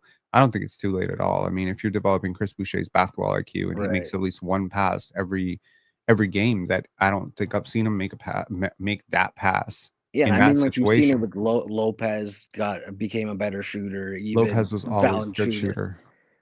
He was Yeah, but wasn't always a good taking as many, right? Or let's say Valanciunas then. At least he was decent from the mid-range, but he's at least now able to stretch it out to the three a little bit. And I don't know how much of a difference that extra room makes, but anything's better than how they're guarding Yak when he's not in the low post, you know? Yeah, and I think that just speaks to the fact that Jakob Poeltl is not like your starting center of the future, but I think he could still be a really, really good contributor off the bench. I mean, he's grown a Mhm. lot as a playmaker. I think his defense is getting a little bit better. I think his scoring around the rim has always been great. He does all these little things that really help you win basketball games, like screen setting, sealing his guy, like even that Scottie drive. Like Yak is screening basically away, and he's holding Wendell Carter away from the help. Mhm. So Yeah. there's these small things that he does that really just unlock the players around him. I don't think if you have four really good shooters around him, I don't think he's a problem at all. The problem is the Raptors have consistently put two non-shooters around Right. Yak. Right. So I don't really think he's a problem. I think he's around fairly paid. I think 19 million is turning into a fairly okay contract for him. I Yeah. would have preferred 14, but I like think it's relative too to what is done around him because unless RJ becomes more consistent shooting, we still don't have enough shooting. And like, how long are we going to talk about this for? I get we have like better shooting, but what do we do? Just let Yak expire? Like I no, that's still hope a that couple of years RJ away. hope RJ becomes a consistent shoot. Like, how long are we going to talk about players for Scottie to dish it out to? Because where are they? we Uh, John Hamilton with the RJ to Portland for Thibault, Delano, and Scoot. Bro, come on now. But Come on Scoot can't now. really shoot either, can he? Like, I mean, Scoot's been going crazy the last 6 games. but it's not Crazy. necessarily about skill for me, at least right now. It's about fit, and that's the like. It's like you said. I just want to see a 5-out system, or at least something similar to it. Yeah. I mean, a Jakob Poeltl swap for a Nas Reed would be great, but I just Right. don't see why No. they make that deal. No. I think you're going to have to follow the same blueprint that the OKC Thunder, the Memphis Grizzlies, Houston Rockets have followed, which is basically going to have to draft your talent. Right. So the Raptors, my goal at this trade deadline is to accumulate two more draft picks. I just want two Mhm. more. I want two more. They could be high level seconds. They could be low level first. They could be a high level first, And whatever we it still is. have the Pacers pick this year. The Pacers pick was never for this year. It was for What? 2026. Okay. Yeah, we have a Pacers top four protected 2026. We have our own pick this year, unprotected. No restrictions. We have our own pick every year going forward. Right. We are still missing our second round pick this year because of the Jakob Poeltl trade, which we got back in a way with the Yeah. Portland pick. Right. But it's worth noting that we're basically giving up the probably the 34th or 35th pick in this draft at current moment, the 33rd pick in this draft to the Portland Trailblazers. Yeah. It's also worth noting that a lot of teams that are tanking around us have actually started winning a lot of games lately. I wonder if this is just everyone's who's going to do this until the trade deadline, and then boom, the trade deadline happens, and then shut everyone down. But yeah, I feel like the it's league will investigate if it gets too crazy. You know? too obvious. Yeah. But I mean, like you said, some teams are winning, but I mean, then you look at Brooklyn, they're 1-9, right? So some teams that are above us, or they're 1-9 in their last 10. So we're 4-6. So we're Hmm. trending up. Like I don't know. I've said it before, and I get it, but like, what are we waiting for? You know, like, why do we have to wait right to the trade deadline? Like, I think some of the moves are obvious, and I get you need two teams, but if someone will take Schroeder, like, we got to be able to get rid of something right now. Schroeder was playing really well. Yeah, They got 3 second-round picks for him. but I mean, We technically, if got you want nothing to for look at him. it that way, I guess Chris We got Boucher nothing is for him playing last little year. well. I mean, in fairness, we got basically nothing for him last year, Mhm. but it's worth noting that I don't think we were able to make that Davion trade if we still had Dennis Schroeder. So in a weird way, Right. Dennis cleared the way for us to make the Davion trade, I guess. I mean, maybe not Anyways, as yeah. long. Sorry, one last thing. Maybe not as long, but some of our movable guys have been playing well recently too. So isn't now the time to kind of pull the trigger? I don't think they've been playing as well as Dennis Schroeder because Right. Dennis Schroeder was being seen as like the single reason that the Nets were Right. good. He Yeah. wasn't. It's Cam Johnson. It's always been Cam Johnson. Yeah. But you know, he was being considered a huge part of the solution in Memphis. And it's, of course, Jordy Fernandez has been fantastic for them. But I Right. think overall, like, I don't know if Kelly Olynyk commands 3 seconds right now. What I'm hoping is that it's not just Kelly Olynyk, but our ability to take on more salary that helps us. See, for Like, me, I don't even really care what we get back at this point. It's almost like addition by subtraction because we're 4-6 in the last 10, and I don't want to panic, but like, just I don't want these players helping us win when Mogbo and stuff are sitting on the bench and getting no run. I mean, I know they are with the 905, but I'd rather see. I'm You not know what I'm sure saying, that though? I'm not sure that if Jonathan Mobile plays today, the result is that different. I don't think Right. he's just going to lose games. Like the problem with the Raptors is that their rookies are actually pretty good. Hmm. That's the problem. There's no one as bad as Grady was last year. Nobody. Like Grady for the first bit of last season, plus Malachi, plus Jaden McDaniels. I mean, that lineup could lose to a G League team. I mean, But this defensively year, he's there, but the gap between Mogbo and all Kelly offensively right now is pretty. It could be the difference in a couple wins. No. I don't know about a couple wins because I don't think Kelly plays enough. I think Mhm. Mobo for Kelly tonight means probably Yeah, maybe a not much of 6-point it. win versus a 15-point win. So maybe Right. it's a huge swing for sure. But I also think Jonathan Mobo is just a way better defender. Oh, I for think sure. he's Oh, had for sure. like at one point he was, among top 3 players on the team in terms of win share. So I mean, he's Mhm. been positive as hell for the most part. I mean, he's trailed off a little bit lately. I don't think Jacoby's necessarily losing you games right now. He's not helping you win, but he's also not really like killing you. But what do You you know what I think's mean? winning us these games is my question, because I know it's not all on them, but it does seem like since Bruce picked it up a bit, since Kelly's picked it up a bit, since It's Boucher they're picked just it up, playing they're like, playing with force, like, they're playing mhm, hard, like, RJ being efficient, Scottie dialing it up defensively. mhm. Grady was really impressive tonight. I think there were a couple of really good plays with him attacking the rim, and I like that transition 3. I don't care if he misses it, man. I trust this guy as a shooter. So, again, like, Jamison Battle, he's not helping you lose basketball games. He's not losing basketball players. You just don't have losing basketball players. That's the problem, and you don't really wanna bring in losing basketball players because 'cause they're terrible for your culture. Yeah, yeah, for sure. So what you have to do is you just have to keep playing younger and more inexperienced players, Well, and that's you what I have was hoping for. By if they did move some of those guys, it almost forces them to do that. And if, like I said at the start of the season, say they did do that and started playing Mobo, we won. I could live with that right now. yeah. Then it's just like, okay, but I can't live with it when Bruce is getting minutes and Kelly's getting minutes, and it's like, okay, well, Boucher's getting minutes. It's like at the expense of what, you know? I could Well, stomach these wins in a win streak. If we were to go crazy for the rest of the season and somehow make the play in, I could live with it if it was with Mogbo and bad. Like, then it's like, okay, it makes sense. But like, what if we just go crazy for the next 2 weeks? And I'm not saying that gets us to the play in, but I mean, I am watching the lotto odds, and 4-6 in the last 10s, one game away from 500, you know? 2 games away from 500. I Well, mean, you're like 1 up, 1 down, that's 2. yeah, exactly. Yeah. Yeah. Yeah. I don't know. Mm. Anyways, it was good talking to you, bro. Likewise. Yeah, maybe I'll call in again sometime. But Yeah. yeah, Thanks for thank you calling for in, your man. time, Appreciate bro. you.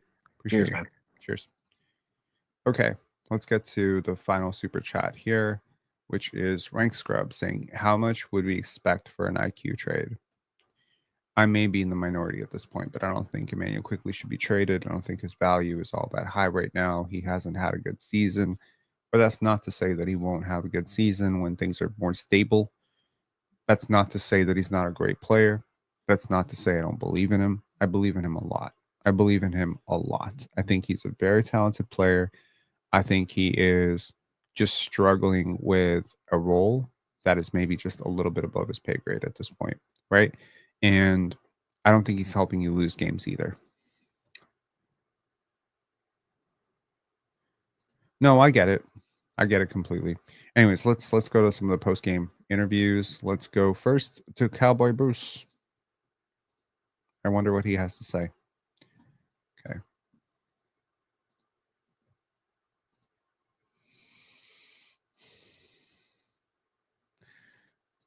Mr. Canada saying IQ is the most overpaid player we've signed in 10 years. Hard disagree.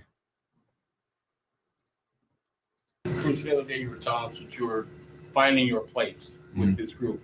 And tonight, did you feel you had it, full comfort zone? Yeah, I'm completely comfortable out there now. I know exactly what they need me to do on both ends of the floor. I think today, the first unit was they started off a little slow. So the bench unit had to come in and give them a little spark, and it woke us up. A few games in a row now where you guys as bench unit have provided that spark. Yeah. Pretty interesting mix of guys just in terms of like that blend of experience and youth with that second unit. What's it like playing with that group? It's great. I mean, that's our job. I mean, some games we don't need the starters to lift us up, right? But I mean, Jamal brings energy. CB brings the ultimate energy tonight. We take pride in that. You ran a couple of those inverted snug pick and rolls with Kelly. Yep. How fun was that to operate with? It's great. Easy to score. I love to score, right? Wide open layups, no contest there. So I love doing that every time we get a chance to. Where did you learn how to screen? Because obviously it wasn't like a huge part of your game in college, but coming to the NBA, playing off of a lot of players, you've been looked at. Even Darko said he studied your screening and your cutting before you became. I think it was in Brooklyn when I played with James and them. They always would put the weakest defender on me, and as I said, I love to score the ball, so that was my chance to get the ball out of their hands and put it in the bucket. So I actually started against Atlanta when I was in Brooklyn. What do you think of Scottie's ability to take on the best defensive assignment every night and how he did on Banchero tonight? And what's it mean to the team that the best player will take that assignment every night? I mean, kudos to Scottie. He's doing it on both ends, right? And that's super, it's tiring, right? But you don't see that in Scottie. And Paolo's huge, can wear him down. But yeah, you as you said, you don't see that a lot in the NBA. Well, your best player taking on the top offensive player. So kudos to Scottie for doing that. I remember you saying around this time last year in the lead up to the deadline that hearing your name out there was kind of a new experience for you. Yeah. Going through that last year, does it make it a little bit easier now to kind of cut out the noise? Last year was super tough. I was saying I didn't care about it, but I did. It was tough just knowing if I was going to be here or not, or if I was going to stay in the hotel. So, but now it's it's part of the business. And through the summer, I knew at some point I was going to face this again, just being on an expiring deal on a young team. But if it happens, it happens. If it doesn't, I'm happy to be here. When you and Kelly were kind of watching on the sidelines the first 25 or 30 games in your case, could you see where you guys could have helped this group and nights like this would have been so? Definitely, there was some points I was like, damn, I can't wait to get back on the defensive end. Offensively, I knew it was going to be a struggle at first just because we have a lot of guys who play the same position. And again, I moved off the ball, which I haven't been in the last 3 years. So I knew it was going to be tough offensively, but defensively, I couldn't wait to get out there. But just having two veterans like you and Kelly. Yeah, we can figure it out. Yeah, right. We can figure it out. Me and Kelly been in different situations on a bunch of teams we've been on. So at some point we could figure it out. You got to run some snug pick and rolls, the inverted ones with Bruce. How was that kind of being the guy? Yeah, it's great. Bruce is a great roller in the pocket. He's done that for years and years and years. Roll, get him the ball. He's going to finish, make a play. Yeah, it's tough to guard. It's not something a lot of people do, and yeah, make the most of it. Kelly, after like missing a bunch of games to start the year, how does it feel to kind of like get your legs on the field? Yeah, I mean, obviously it takes a little while. I was out with the back for a long time, and when you out with the back, you can't really, run. You got to get back into like shape, your body back into the rhythm. It takes a long time. It's kind of like I just started playing after taking 2.5 months or 2 months off or whatever it was. So, it takes a little time, but starting to get that rhythm back, that feel back, and play some better basketball. I mean, when you guys, I was up with Bruce as well, and you guys were out, and you're watching like games like this where you have two veterans coming in off the bench, making important contributions when needed. I mean, it's like it could have been useful early. It could have been very useful. I mean, there's a few games there in the beginning. I mean, there's a lot of games there in the beginning of the season where we were right there. Just didn't. One ball didn't bounce our way. We missed one shot, couldn't get one stop. But we were in a lot of those games early. And then, you bring everybody back, and now it's kind of like you're back to square one in training camp, trying to see how everything fits together, who can play with who and how, and what's the best way we can do it. But I think we're starting to play better as of late. You were plus 39 in like 22 minutes. Is that something you yourself or players notice is kind of like over the course of the game? Do you think they'd be able to guess their plus minus? Like, yeah, I won a lot of minutes, maybe I lost some. Yeah, I mean, for the most part, I would say we were scoring a lot when I was on the court. But other than that, in the course of the game, you probably know similarly, but sometimes you might be off a little bit. But yeah, I mean, that's obviously an impact you want to have. Is you want your team to be in the positive when you're playing. It shows a contribution to the game in some ways that don't show up in the other stats. 4 blocks tonight. We turned in the rim protector. I know, rim protection, man. We need it. I don't know. Turning back the clock. Yeah. 2018, last time we had 4 in a game. Is that what it was? Yeah. Damn. Those are the good old days.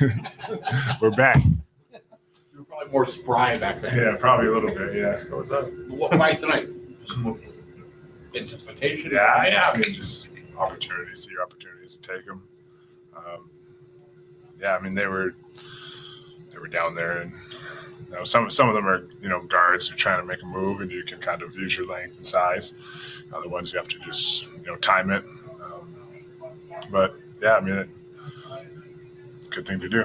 Yeah, it helps. It all helps. Banchero's like a pretty unique guy to guard, 100% because of everything he has. But Scottie seemed to really match up with him well. What did you see from his willingness to do that? I thought Scottie did a very good job. Paolo was really good at the start of the game. Came out and made some shots, made some plays, and after that, I think Scottie really tightened the screws and kind of forced him into some tougher stuff. But no, he's a tough guard. I mean, he's big, strong, athletic, a force, and then he moves really well. Has a little wiggle to his game, a little skip and step. And when he's making, kind of like, hesitations and sidestep shots, I mean, he's really, really tough because he does so much, with force going to the basket, being, bigger, stronger, and finishing over people that, when he's doing that as well, it's really tough. But Scottie's been really good defensively for us, neutralizing those kind of guys. And I think after the first, whatever it was, 4 or 5 minutes, I think he did a really, really good job. Darko, kind of nice to have, some great contributions from your bench, especially Bruce and Kelly. Something you haven't had too often this year because of their injuries. Yes, definitely. Bruce brought a lot of energy off the bench, especially first half, and we were down. Like he was able to help us to get important stops, to get some deflections and steals.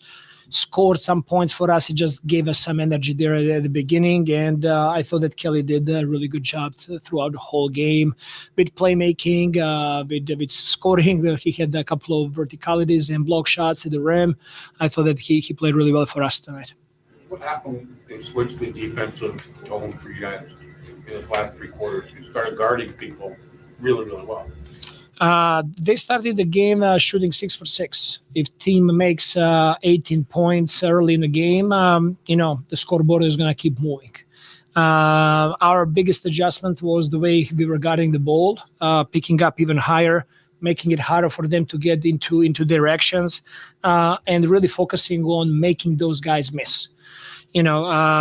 That team is a very talented team. They're a really good defensive team. At the same time, they're 30th in making threes in NBA. That's one of their weaknesses. But tonight, especially that first quarter, they were making shots. We adjusted that. We started playing much harder on the ball, preventing paint touches and contesting the ball better. What do you think that Scottie did on Paolo, on Banchero, guarding him all night? I thought that Scottie did a really good job. And everything. Banchero is a hell of a player, and tonight he had to earn everything. I thought that Scottie did a really good job of taking him away a little bit from the rest of the team. He ended up with 2 assists. Post-ups were hard for him. He was not getting anything easy. Some of those threes that he made early in the game, and we switched. We put Yak on him, and he shot off the dribble there. But I think overall that Scottie did a really good job. You guys did a great job executing against the zone in the third. How important, in particular, were the 2 vets in that regard? Kelly in his shooting, in his passing, and then Bruce in his cutting in terms of breaking the zone? For sure, that's a big part, but I think all the guys, they did their part of the job. We had Grady having great cuts, getting wide open, corner 3. Davian was in the right spot. We put against the zone Scottie in the middle of the floor, and he's playmaking from there where he can really find open people. So I feel that all the guys that were on the court, they did their part of the job there, and obviously veterans helped with that.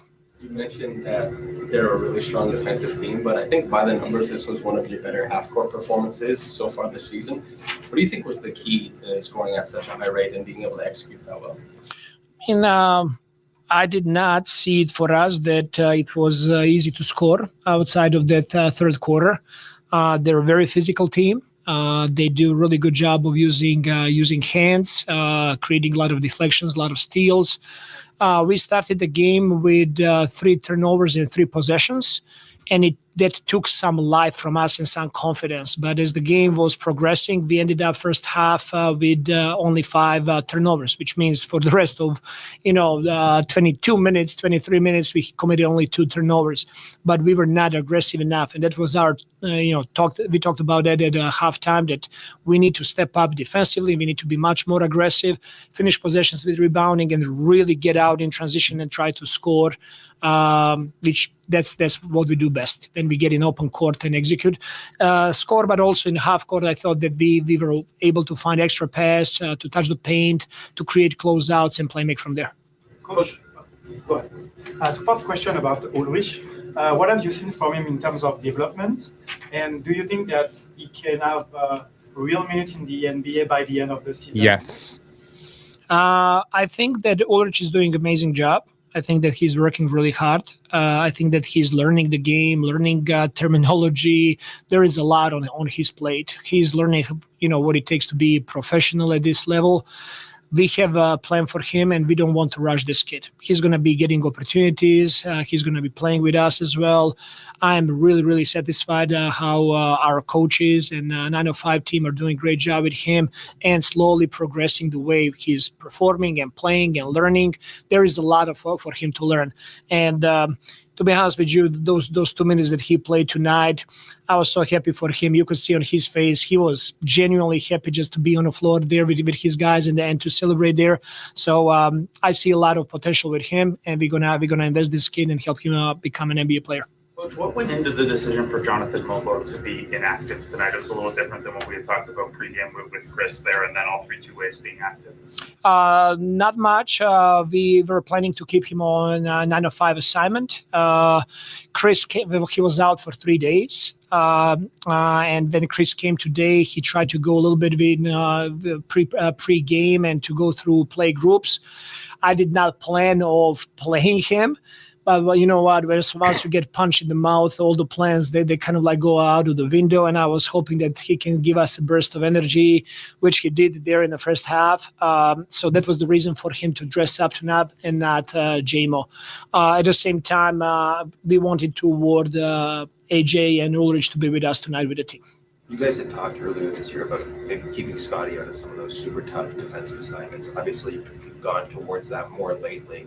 What does it say about him that he's able to do that and lead the team in assists, rebounding, field goal attempts, like kind of bring it on both ends? I don't recall saying that we're gonna keep Scottie outside of the hard defensive matchups. On contrary, I want him to guard the best players on the other team. I think that Scottie is a two-way player, and he's so unselfish. He's such a great team leader for our group. He had 14 points in the first half, and he did not force anything in the second half. He was just playmaking, playing defense, rebounding the ball, whatever it takes to help a team win. And when you look at work that Scottie Barnes is bringing in every single night, everything is about that. It's about how do I help team to win. And tonight that meant to play more defense and to be focused on Banchero, which is physically exhausting. But he was our best matchup on him, and he did an outstanding job there, in my opinion. Coach, last one. In Scottie's first 2 seasons, he faced some criticism about his body language on the court. But this season, especially lately, he seemed very engaged in his communicating about with his teammates. You've worked with him for about a year and a half now. How have you seen him grow as a leader, and have you guys had any? I'm going to go on a limb and say this person watches Pensare Basketball because I love all of his questions. That might be gassing us up a little bit too much, but whoever the hell that is, kudos to you, sir, for asking really good questions. I believe that's the same person who asked that question about Ulrich, if I'm not mistaken. Whoever that is, good job. Conversations about leadership. I cannot testify what was going on before I started working with Scottie. Since my day one with Scottie, I realized that he's all about the team. He is an amazing teammate. He loves on his teammates. He wants to be supportive with them. He's learning as a young player what leadership means, how he needs to communicate, and he's improving in all of those areas. He's just outstanding with everything he does with the team and teammates. I'm really proud of his work, and he's going to continue growing with us. Welcome, everyone, to Toronto. Okay. Entertainer Clips has had nothing good to say about Scottie ever. I wish I can go back and just flash every single thing you've ever written in the chat. It's all good, man. It's all good. It doesn't matter. You are who you are.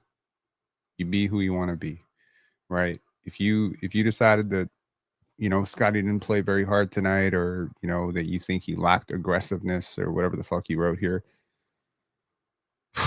Aggressiveness. Sure. I mean, it's exhausting. It's exhausting. It's exhausting to be your team's best rebounder, to be, guarding Banchero, to guard Paolo and then switch back down low and block shots, chasing this guy around, denying him the basketball. It's exhausting. It's very, very tiring. There's a reason why teams try not to get their star players to play this level of defense. The problem is defense doesn't really show up on the box score. And it's not like Paolo had like 8 points, right?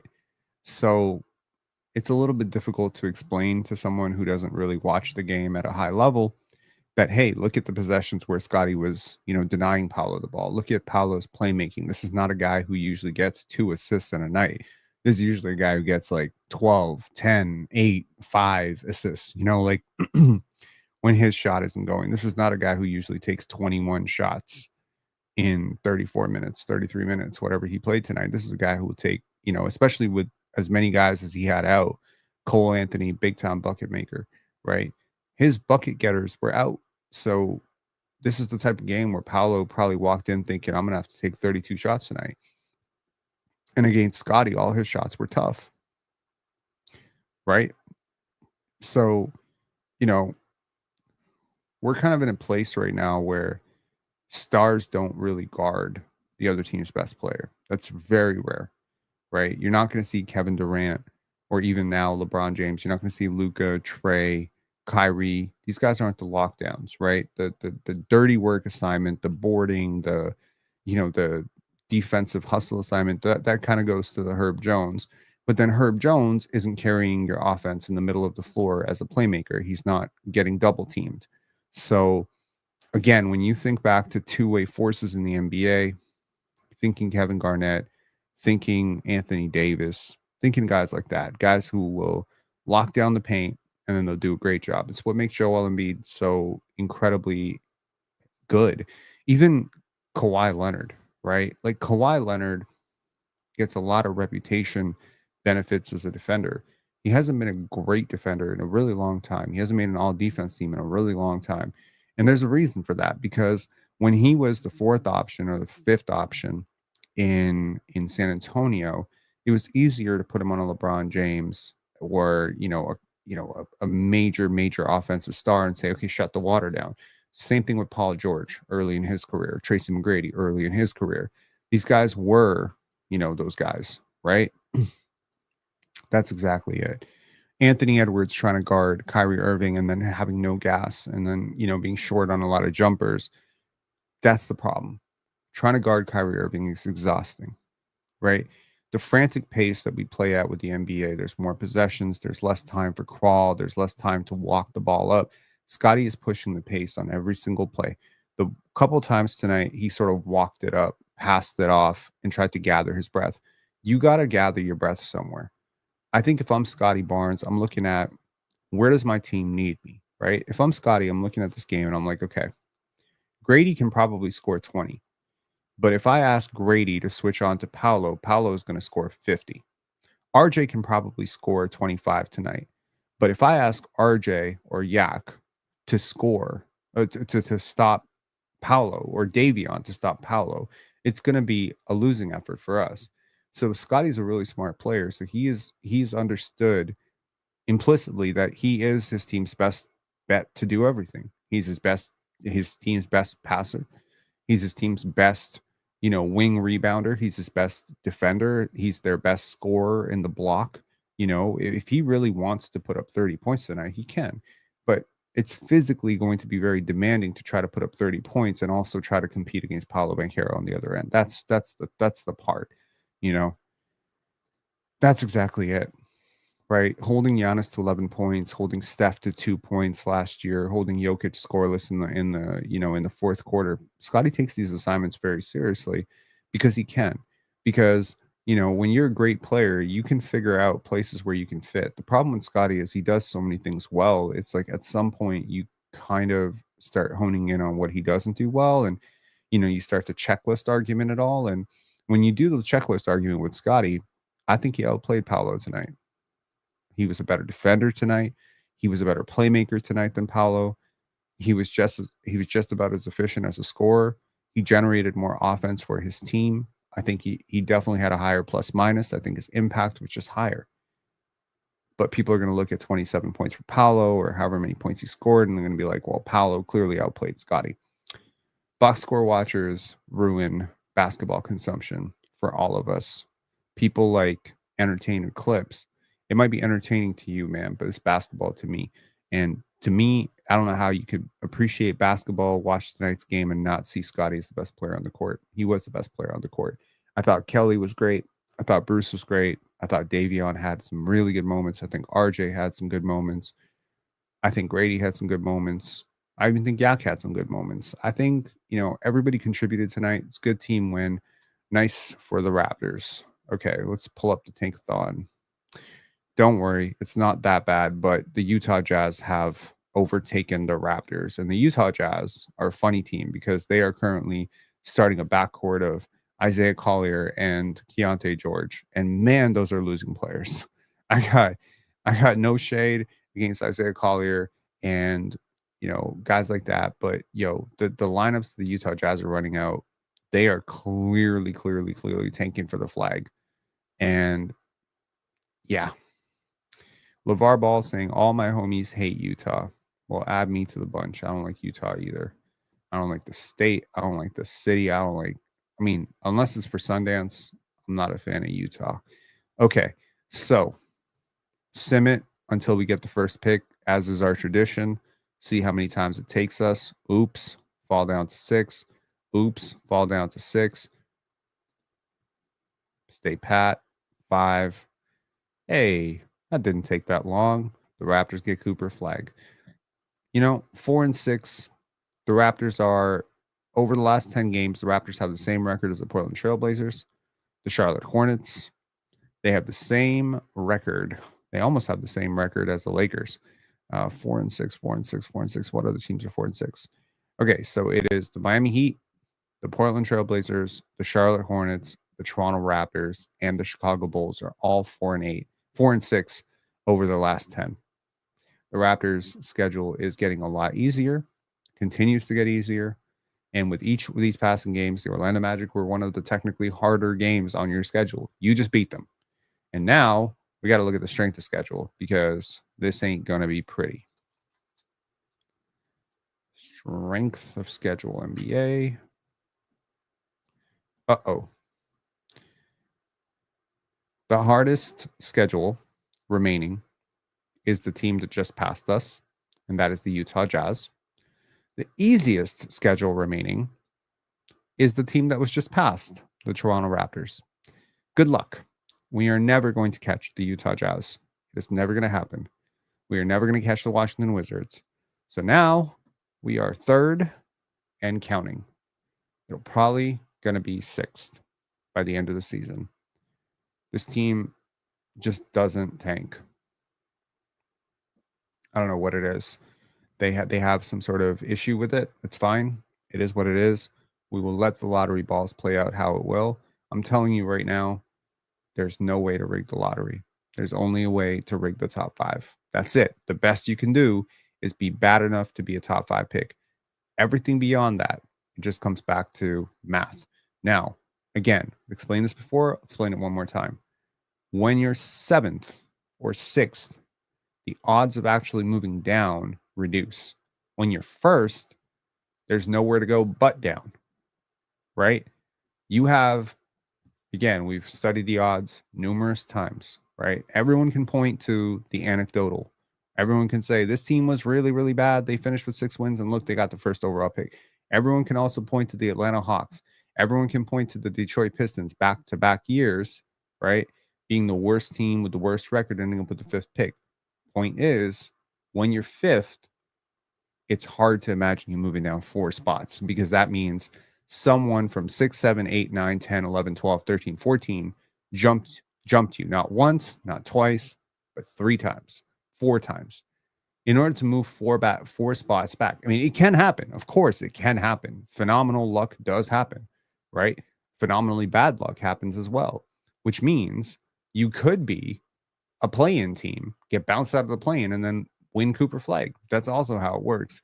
We're not trying to control lottery odds here. We're trying to control what we can control.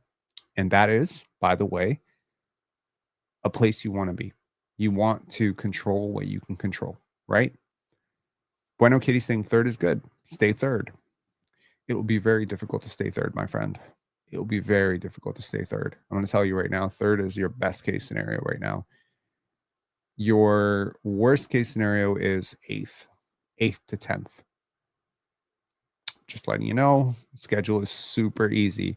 You got 4 games against the Washington Wizards, 2 games against the aforementioned Utah Jazz, 1 more game against the Pelicans, who have been surprisingly good. You have 2 must-lose games against the Charlotte Hornets, 2 must-lose games against Portland, and 2 must-lose games against Brooklyn. These are not going to be easy games to lose. These teams are also aware of the same math that you're aware of. And these teams are going to do everything in their power to rest players on the day that they face the Raptors, which means if the Raptors are going to play RJ Barrett and Scottie Barnes, the Raptors are going to win that game the second they enter the gym. It's just the reality of the situation is the Raptors had a really, really tough schedule to start the year. It made them look really bad, right? It made them look god-awful. It brought them all the way to, we never quite held the worst team in the league moniker that always belonged pretty much to the Washington Wizards. And they've been pretty much bottom. Them and the Charlotte Hornets have pretty much been been controlling the bottom. But since we have gotten all the way up to 2, we've gotten all the way down to 2, really. But I don't think we end up. Ryan K saying Portland playing really good lately. I agree. And Scoot Henderson is balling out of his mind. That's a top 3 pick. Ronald Clappison saying they will finish 8th to 10th from the bottom. I would like to think that this team will pull the full tank plug with about 20 games to go in the season. We could probably take a look at the schedule and just kind of hypothesize where that will end up. But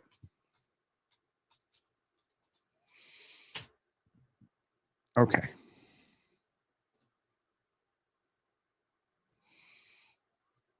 Nope. Okay. So next up, we got the Atlanta Hawks on Thursday and the Atlanta Hawks on Saturday. Both road games. It's worth noting the Raptors have won exactly one game on the road all year. Okay, so those are not going to be easy games to win.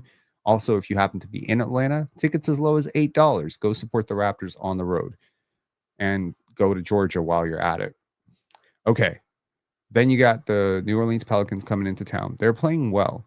So I'm not saying you got to win one of the next three. You could easily go 0-3. You could easily go 0-3. You know, the problem is, though, you could also easily go 3-0. You could easily go 3-0. Most likely, you go 1-2 over this stretch. Then you go 2-2 once you factor in Washington and you get your second road win of the season. Chicago is clearly, you know, we don't know, Jekyll and Hyde type of team. The LA Clippers, Memphis Grizzlies, and New York Knicks, those are the games going into the trade deadline. Once the trade deadline settles and this team sees what happens, and I'm assuming, I'm going to hope that there is a trade and it signals to this team that this team has sold on veterans and there's a bit of a malaise or a hangover. Then you got Oklahoma City, Houston, Philadelphia, Cleveland, Miami, Phoenix, Boston. Those could all be losses. Okay? Indiana, Chicago, Orlando healthy. That could be a very lengthy losing streak. I'm going to tell you right now, this right here could be 1, 2, 3, 4, 5, 6, 7, 8, 9, 10, 11, 12, 13, 14. That could be a 14-game losing streak. I mean, I'm suspecting you win one of these games, but you can go 1-13 over that stretch. So as long as you like to just pull this out, we're at 11 wins right now. Let's say this is 12, this is 13, this is 14. You may not get your 15th win until May the 7th, which, by the way, this is exactly when I said the Raptors would tear it down. This part of the schedule right here, from March, let's say March 1st. This is your teardown schedule. This is Ulrich Chomche is starting. Jakob Poeltl is out with some sort of fantasy injury. Scottie Barnes is on minutes restriction. This is like, okay. So now what you need to see is you're at 14 wins when you get to Chicago, right? How many wins are you getting here? 15, 16, 17, probably 18. Possibly 19, 20, 21, 22, maybe 23. So my estimate would be that the Raptors are going to finish this season with under 25 wins, and that more than likely it's going to be around 21 to 23. So with 23 wins,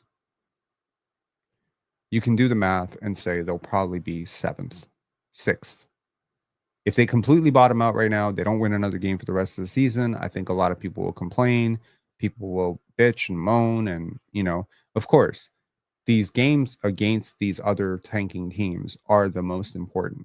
If you right now lose 2 games in a row to Washington, or wait, 4 games in a row to Washington right now, you still would not pass them.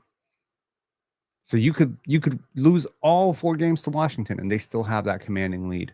So again, exactly. Bueno Kitty gets it. Stub toe day to day, ingrown hair, double paper cut, and 8 salt and vinegar chips flu. Pretty much, yeah. Pretty much you're going to be hoping for a fake outbreak of the mumps or the measles or something. Like you're just hoping for like some sort of, again, the Raptors have done this before. They did it in Tampa. They did it last year. They've done this before. They've shown us the playbook. We know what this team does. They compete as hard as they can up until the trade deadline, and I think this team kind of showed its hand a little early in terms of, you know, the youth and the roster and all that stuff, right?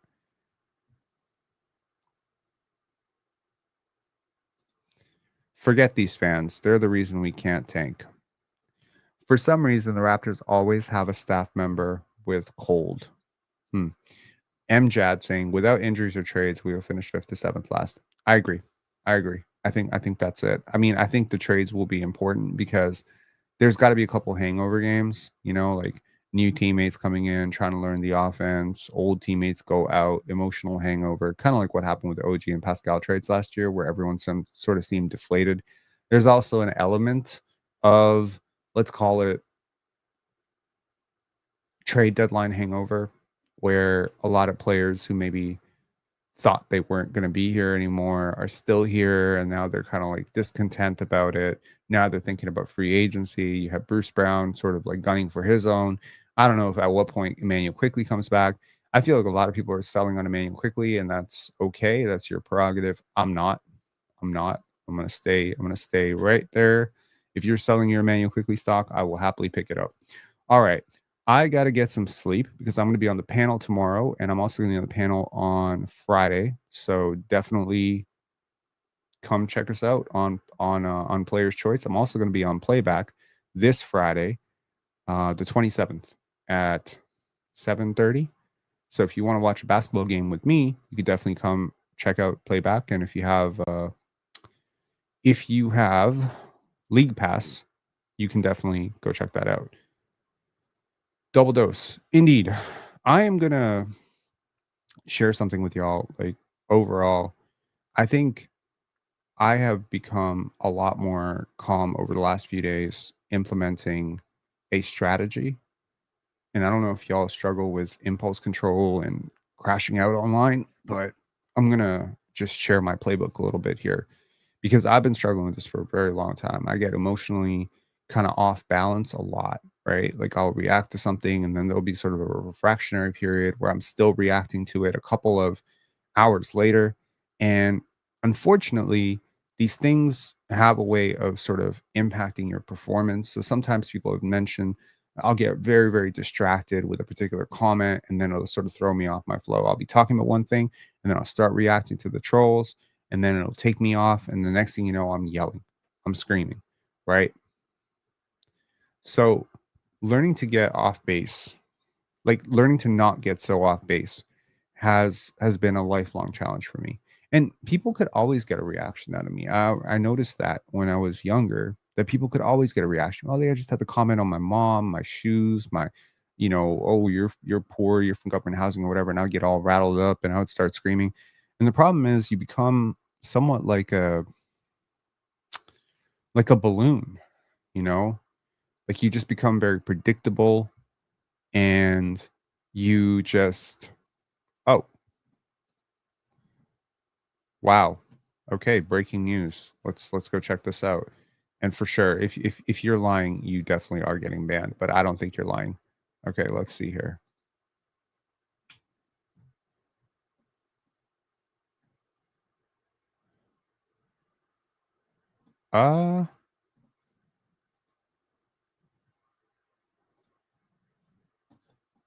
Where did you hear that?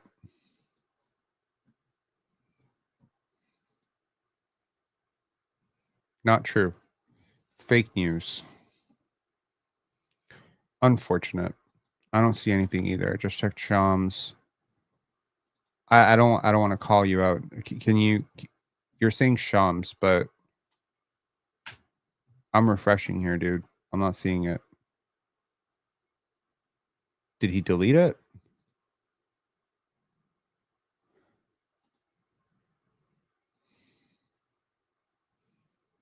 It's unfortunate.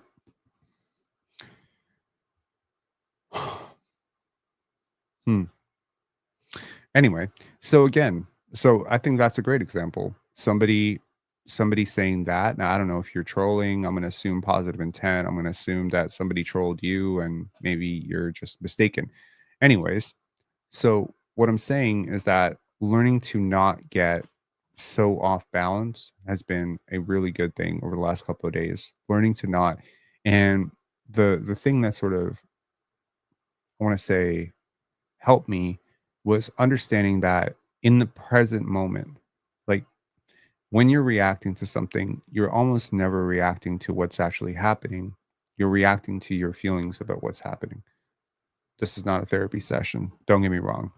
But when somebody lies to you, or somebody trolls you, or aggressive with you, or says a bad word to you, what you're really reacting to very often is you're reacting to the last time it happened, and maybe you wish you'd done something differently about it, and you don't want it to happen again. But all these things, and you don't control any of that.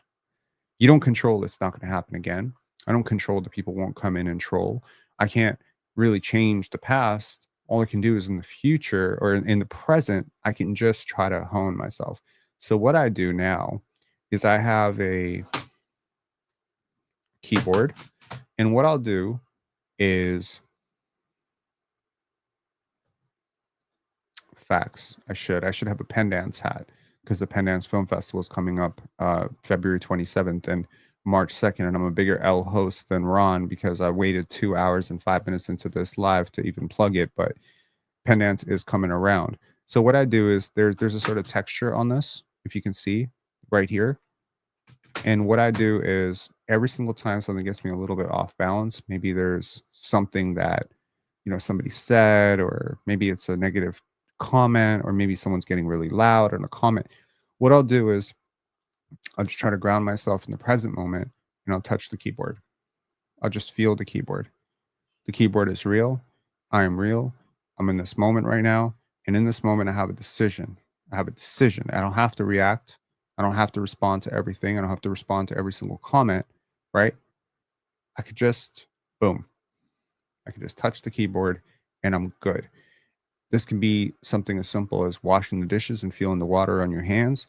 This could be like going outside when it's not freezing cold like it is right now in Toronto and touching grass. It could be like if you have a pet, like a dog or a cat, it could just be brushing their head. It could be something as simple as washing your face and feeling the water on your hands. Ground yourself in the present moment. Most of us don't realize this. I certainly didn't realize this, but we losing time every day. Time does not move backwards. It only moves forward. But some of us are so forwards and backwards that we are actually never really where we are. So stand where your feet are, right? Bueno Kitty saying, my buddy who is in finance used a squeezed tennis ball as a de-stressor. Done that. Been there, done that. But I think if the emotion or the thought in your mind when you're squeezing the stress ball is about the future, then maybe it's kind of exacerbating the similar point, right? So all I'm saying is when you're responding in a way that you find to be unbecoming or unproductive of you, and I have done this 100 times, over 100 times. Why am I lying? Over 100 times over the last 2-3 years. And it's not just on Pensare Basketball Lives. It's online. It's on Twitter. It's on Reddit. It's on, I don't have a Reddit account, but it's on Twitter. It's on Real GM in the past. It's been on Facebook multiple times where I'm just caught in a, and it's like nobody ever changed. I never changed anyone's mind. I only made myself worse. I felt worse about it. So all I'm saying is I'm going to try to just touch my keyboard every single time something happens. I'm going to try not to respond to it. I'm going to do my best to stay present in these lives. And hopefully over some period of time, it's just going to lead to a better listening experience, right? We need Rob on the panel tomorrow so I can watch the Paolo fans crash out. Rob will be on the panel tomorrow. I am on the panel tomorrow. And don't you worry, I'm going to talk about Scottie Barnes' possessions on Paolo. So I think Scottie played great. A lot of people walking into this game were like, look, I just don't want Scottie to embarrass himself. As if Paolo is like the benchmark of all superstars. Look, Scottie dials up against superstars. He's played well against LeBron. He's played well against Luka. He's played well against KD. He's played well against Jokic. He's played well against Curry. What more do you want? He's played well against Evan Mobley. He's played well against Paolo now.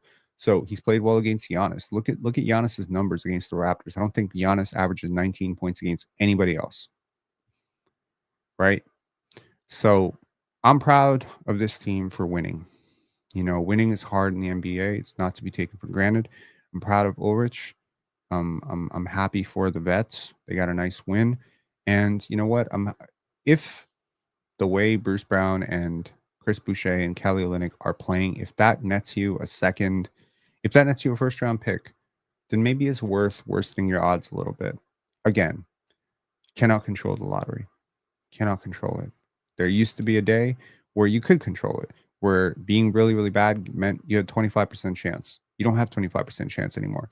And just so we're clear, because I feel like I've talked about this ad nauseum and people still sometimes come back to me and they don't get it. When the lottery pick for Paolo, when it's drawn for Cooper, it will be from a random assortment of what I assume to be 100 or 1,000 balls. The most the Raptors can do is have 14% of the available balls when that first one is picked. If I asked you right now, if you go out, there's a 14% chance you get shot. I don't think you'd leave the house. If I told you when you went out that there was a 1% chance you get shot, you probably wouldn't leave the house. Right? You get what I'm saying? So it's a really small chance, right? I've probably done this backwards. I guess what I'm saying is at 14%, that's when the first thing locks in. Now, if the team that has a 1% chance jumps you, then the rest of the balls remain in circulation. That team's balls get knocked out. And now you have a refreshed odds of still 14% or roughly close to. But at no point does the team that's worst have an advantage in the draw, ever. They're always favored to lose the draw, if you get what I'm saying. Every time. Every time. So teams like, let's say right now the Washington Wizards are the worst team in basketball, right? They're not developing, they're not doing well. They have 6 wins, whatever the hell they have. When that first ball is drawn, they will have a 14% chance, right, of it being a Washington ball. If it's not a Washington ball, when the second ball is drawn, they will once again have a 14% chance. The third time, it will once again be a 14% chance. It just goes down the same time, right? So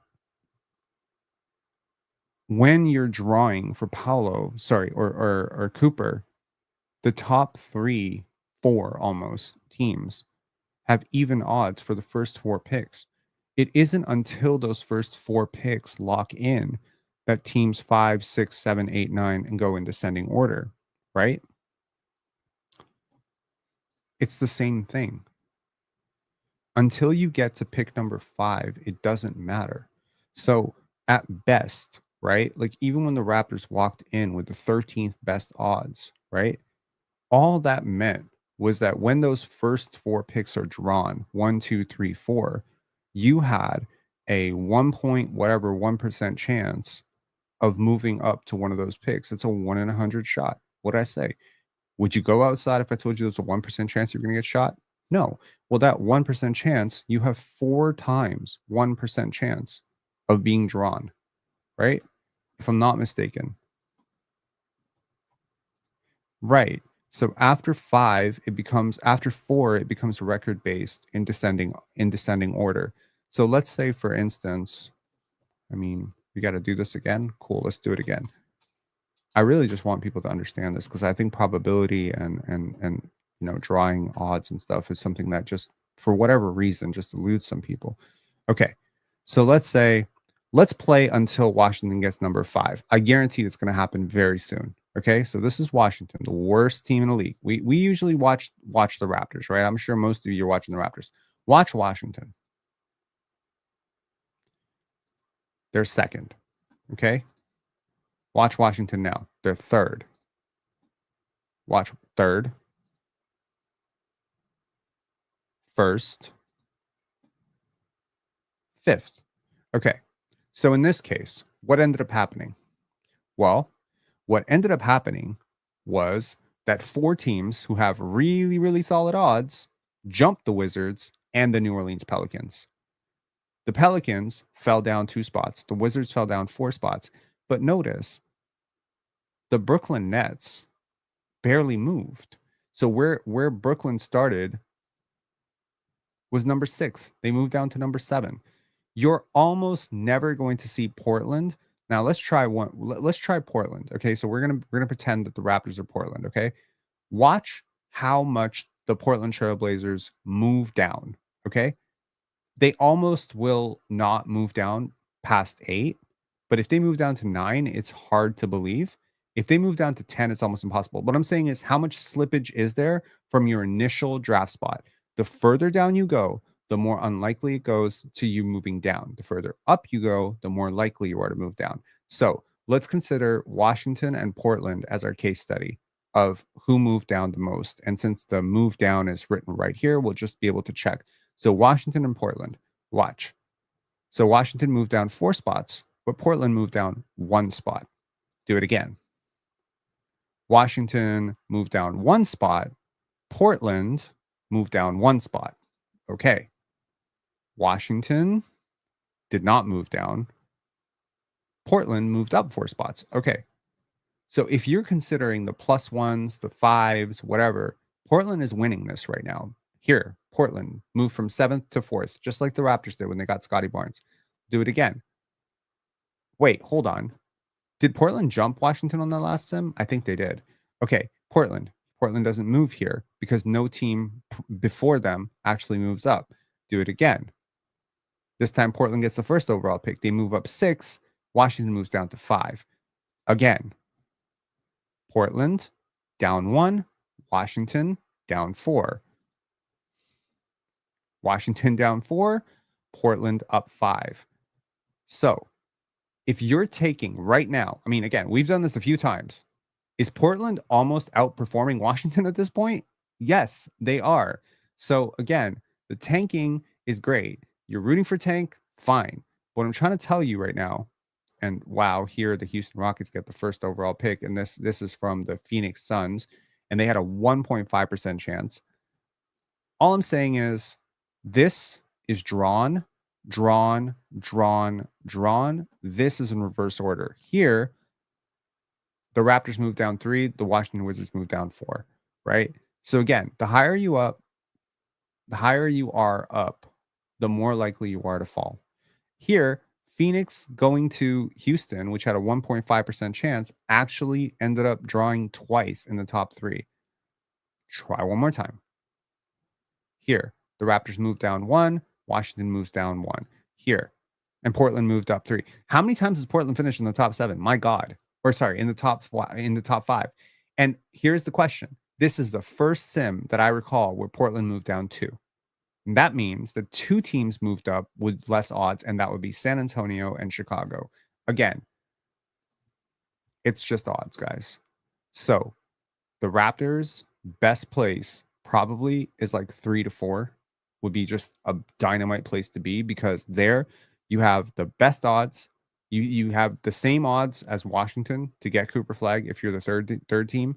Right now, the odds of so let's put it this way.